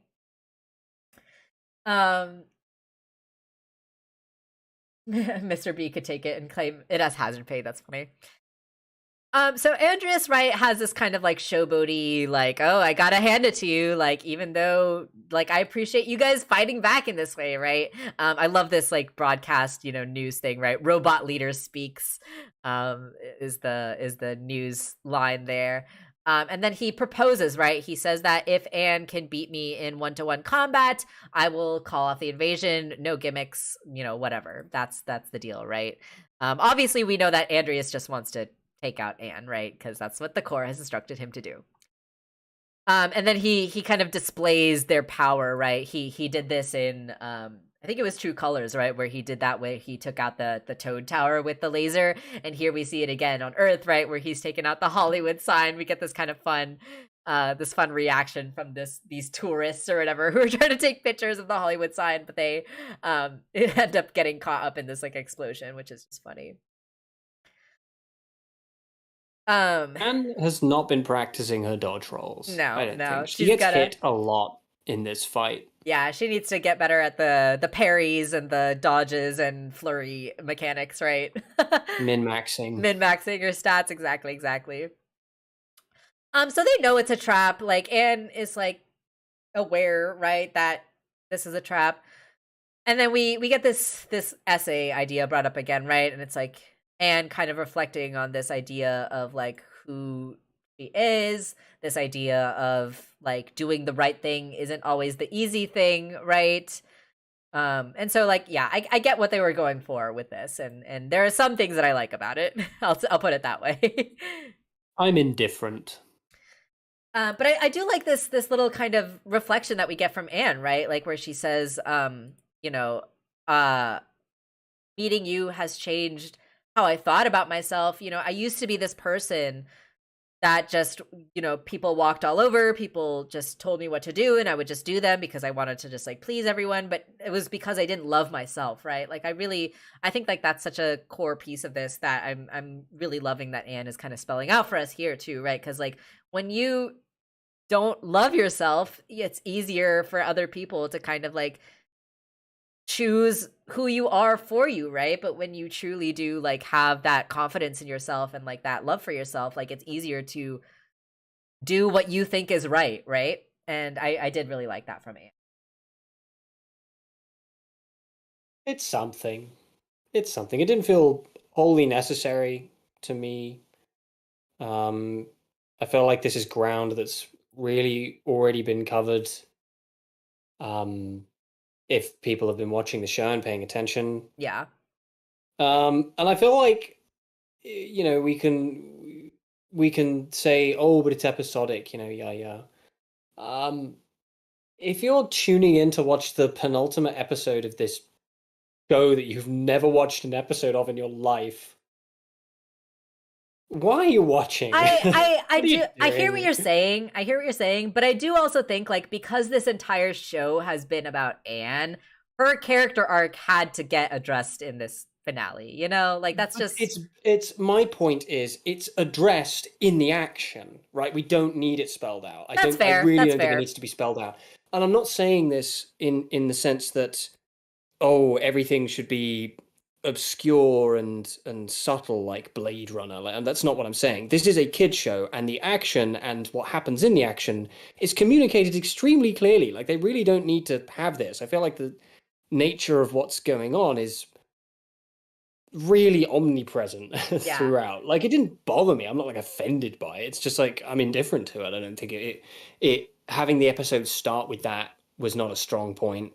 That's fair. I think that's just a big resounding shrug, I guess. That's fair. Those are all valid criticisms. But yeah, I do agree that I liked that moment with Anne and the wind blowing in her hair, like Toon says. I did just like that. So yeah, she ends up, you know, getting the support, right, from the planters, and she ends up going and taking him down. And we even see the support from like her parents, which is sweet too, right? Like, we believe in you. We kind of saw this in the last Earth episode, right, where they have like such faith in their daughter, and I really love that. The Boon Choys are some of my favorite side characters as well in this season. They're so great. They're always a delight. Yeah. And then we actually get this confrontation, right? Anne does like the superhero landing, which is fun. You rang, she says, as she like dusts her shoulders off, and you know, we get this kind of moment from Andreas, right, where he says, like, I admit that I underestimated you, right? From the moment you walked in, I underestimated you. A scruffy little girl with one shoe and leaves in her hair, right? Oh my gosh, underneath it all, a true warrior. And I really do like this. Like, I like that Andreas isn't gonna underestimate her anymore, right? Like obviously he's very cocky in this giant robot suit, but like he does see Anne as kind of like an equal, and I really like that. He's not going to underestimate her. And I like this line from Anne too, where she's like, "You should speak for yourself, right? About deception. Like you went from what was the line she says? You went from Santa Claus to something. what was it? Oh gosh, it was speak for yourself. You went from Santa Claus to supervillain. That's what it was, and I like that too because we already know it's been established that Andreas knows who Santa Claus is. I thought that was funny. Touche, he says. Oh yeah, he right? does know who Santa Claus is. Right? Yeah. I totally forgot about that. And so they end up, fighting, right? He's like, "Oh, you really think you can beat me before you pass out from your powers?" And I like this again, the newscaster being like, "Looks like the hopes and dreams of our survival is resting on a disheveled teenage girl," right? And then we get these little moments too with Anne and the school characters that she's like confronted with in the past. I love this little cameo from Maggie. We saw Maggie in one of the previous flashbacks where she was like kind of bullying Anne a little bit, but now in this episode she's like seeing Anne and she's like, "Oh my gosh, wow, now you're actually doing like awesome stuff," right? Meanwhile, we also see the principal. Some little details I really thought was quite funny with the principal is that in this span time of when this alien invasion has started, she has already started like bunkering in and like preparing for the worst. She's like stacked up on toilet paper. She's got all this like chicken soup. She's got water purification tablets. She's boarded up the windows, right? Like she is like ready to hunker down. And she's got a hammer. I just thought that was really funny. Nice little details to kind of flesh out this character. And she says, like, "I only wanted..." Prepper. Yeah, doomsday prepper, exactly. And she says, right, like, "Oh, I just wanted an essay," which is kind of funny, I guess. Yeah. And so Anne and Andreas are facing off. This was really awesome. This whole fight scene was so beautifully animated. Obviously they put a lot of their budget into this. The action of this entire sequence was really, really cool. Obviously Anne in her like super powered state is also really fun to see as well. Her kind of flying around, dodging the missiles and like punching Andreas's big mech suit. Just really awesome. Like really, really satisfying and awesome fight scene between the two of them. This is where the animation budget went. Yeah, really, really. Okay, so at this point we do have to cut. We're cutting back and forth between the two fights. I feel like this might be a good place to kind of leave it off for now. Maybe this will be our cliffhanger for the day. But we're about 3/4 between halfway to 3/4 of the way through the episode. So I think this might be a good place to wrap it up for the day. I'm thinking that our bonus stream will most likely be Thursday or Friday. But I will message you guys in the Discord and on Twitter and let you guys know when we'll pick this back up again. Because yeah, there was just too much in this episode for us to cover today, even though we started early. Especially so much. There's so much, especially in these fight scenes. There's a lot I want to say about these fight scenes and stuff. And yeah, we get another cool transition right between this fight scene and the Darcy and Sasha fight scene, which is just really awesome. Again, just highlighting those parallels, right? Like through the kind of visual language I really like. But I think this might have to be where we leave it off for today. Is there anything else that we want to just briefly say before we wrap it up, or watch The Thing? Yes, watch The Thing. I'm excited to watch it. I'm really excited to check that out at some point. The principal made you do a spit take. That's funny.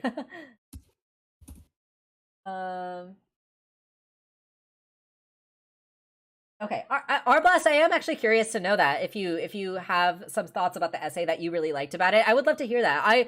I'm not gonna say that people who liked it are wrong or that people who didn't like it are whatever. I'll obviously I have my thoughts about it. Tom has his thoughts about it, but if you liked it, that's awesome. I would love to hear your thoughts on that. That's great. I was just disappointed they didn't give us a full essay with footnotes, And um, citations and everything. Yeah. full bibliography. Yeah, this episode Um, was super incredible. Excited to talk about this more as we get into it the next day. So yeah, I'm thinking either Thursday or Friday is when we'll pick this up again, but I'll let you guys know. Rod gets it. Rod He gets it. understands. For The Thing sure. is great. The Thing is an amazing movie. It has Dana's seal of approval. It has my seal of approval. There you go. What else do you It need? has it has the world's seal of approval. It's literally one of the most critically acclaimed cult classics of all time. Yeah, yeah. Go watch it, people. Watch it. Watch it. It'll be great. Cool. So we'll go ahead and end on this cliffhanger here. Thank you all so much for joining us today. Thank you all so much for tuning in early since we started an hour earlier today. I'll let you guys know once we figure out when the next stream is going to be. It's most likely going to be at the same time, but probably Thursday or Friday. But I will confirm that and let you guys know once I figure that out. And then next week, oh my gosh, next week is gonna be the actual finale on Sunday. We'll go through the final episode. I'm really excited, really nervous, especially with the huge cliffhanger that this episode left off on. Yeah, I really love the show. I really love this episode. I really love Owl House. I love how Owl House is going too. I'm excited to, get to that. And I think that's going to go until the end of May before the next hiatus. So I think we have a couple more Owl House episodes after the Amphibia finale that we'll still discuss before we take a break as well. But thank you all so much again for joining us. This was awesome. I really appreciate all of you taking the time out of your Sundays, out of your Mother's Days to come hang out with us and discuss these amazing, amazing episodes. Sharing the show with all of y'all has been such a blast, and I am so grateful that y'all have come in and listened to us every week, because these shows are shows that I have so many thoughts about and so many feelings about. But I've been trying to use Twitter less, and these kinds of discussions too are just not quite as fun on Twitter or whatever, or on Discord. I mean, Discord, they can be fun, but especially on Twitter, I feel like this format of us just talking and us just chatting with the chat is just so much more fun for me, because it's just more relaxed and it's more casual and fun, and I just really appreciate it. I really appreciate it. It really means a lot to me, and it means a lot to me too that Tom, that you take the time out of your Sundays to come hang out with me and chat about these shows with us as well. I mentioned in my Discord server once that even if we had 0 viewers, I would still love doing these discussions and these streams with you, because I just love talking to you. I love going back and forth. I love hearing your thoughts, and I love when we disagree even too, because that just makes the discussion more rich and more interesting. So I really appreciate you as well. Thank you so much for being here. You just like it when I show up and make a joke about being stored in the balls. Exactly, because it makes me look better. it makes you look better. I'm just the clown. No, but you're a great clown, and I love you. Alrighty, so let's go ahead and wrap it up for today. Thank you all so much again for joining us. We will see you all later this week to finish talking about this episode, or on Sunday to talk about our next episodes. Continue the discussion over on the Discord server. I'm reading everything. Thank you all so much for being so engaged. It's so much fun. I love hearing all your thoughts. Stay safe, everyone. Get vaccinated if you're able to. Wear a mask if you're going out. Take care of yourselves and each other, and stay safe. Goodbye, everyone. Bye.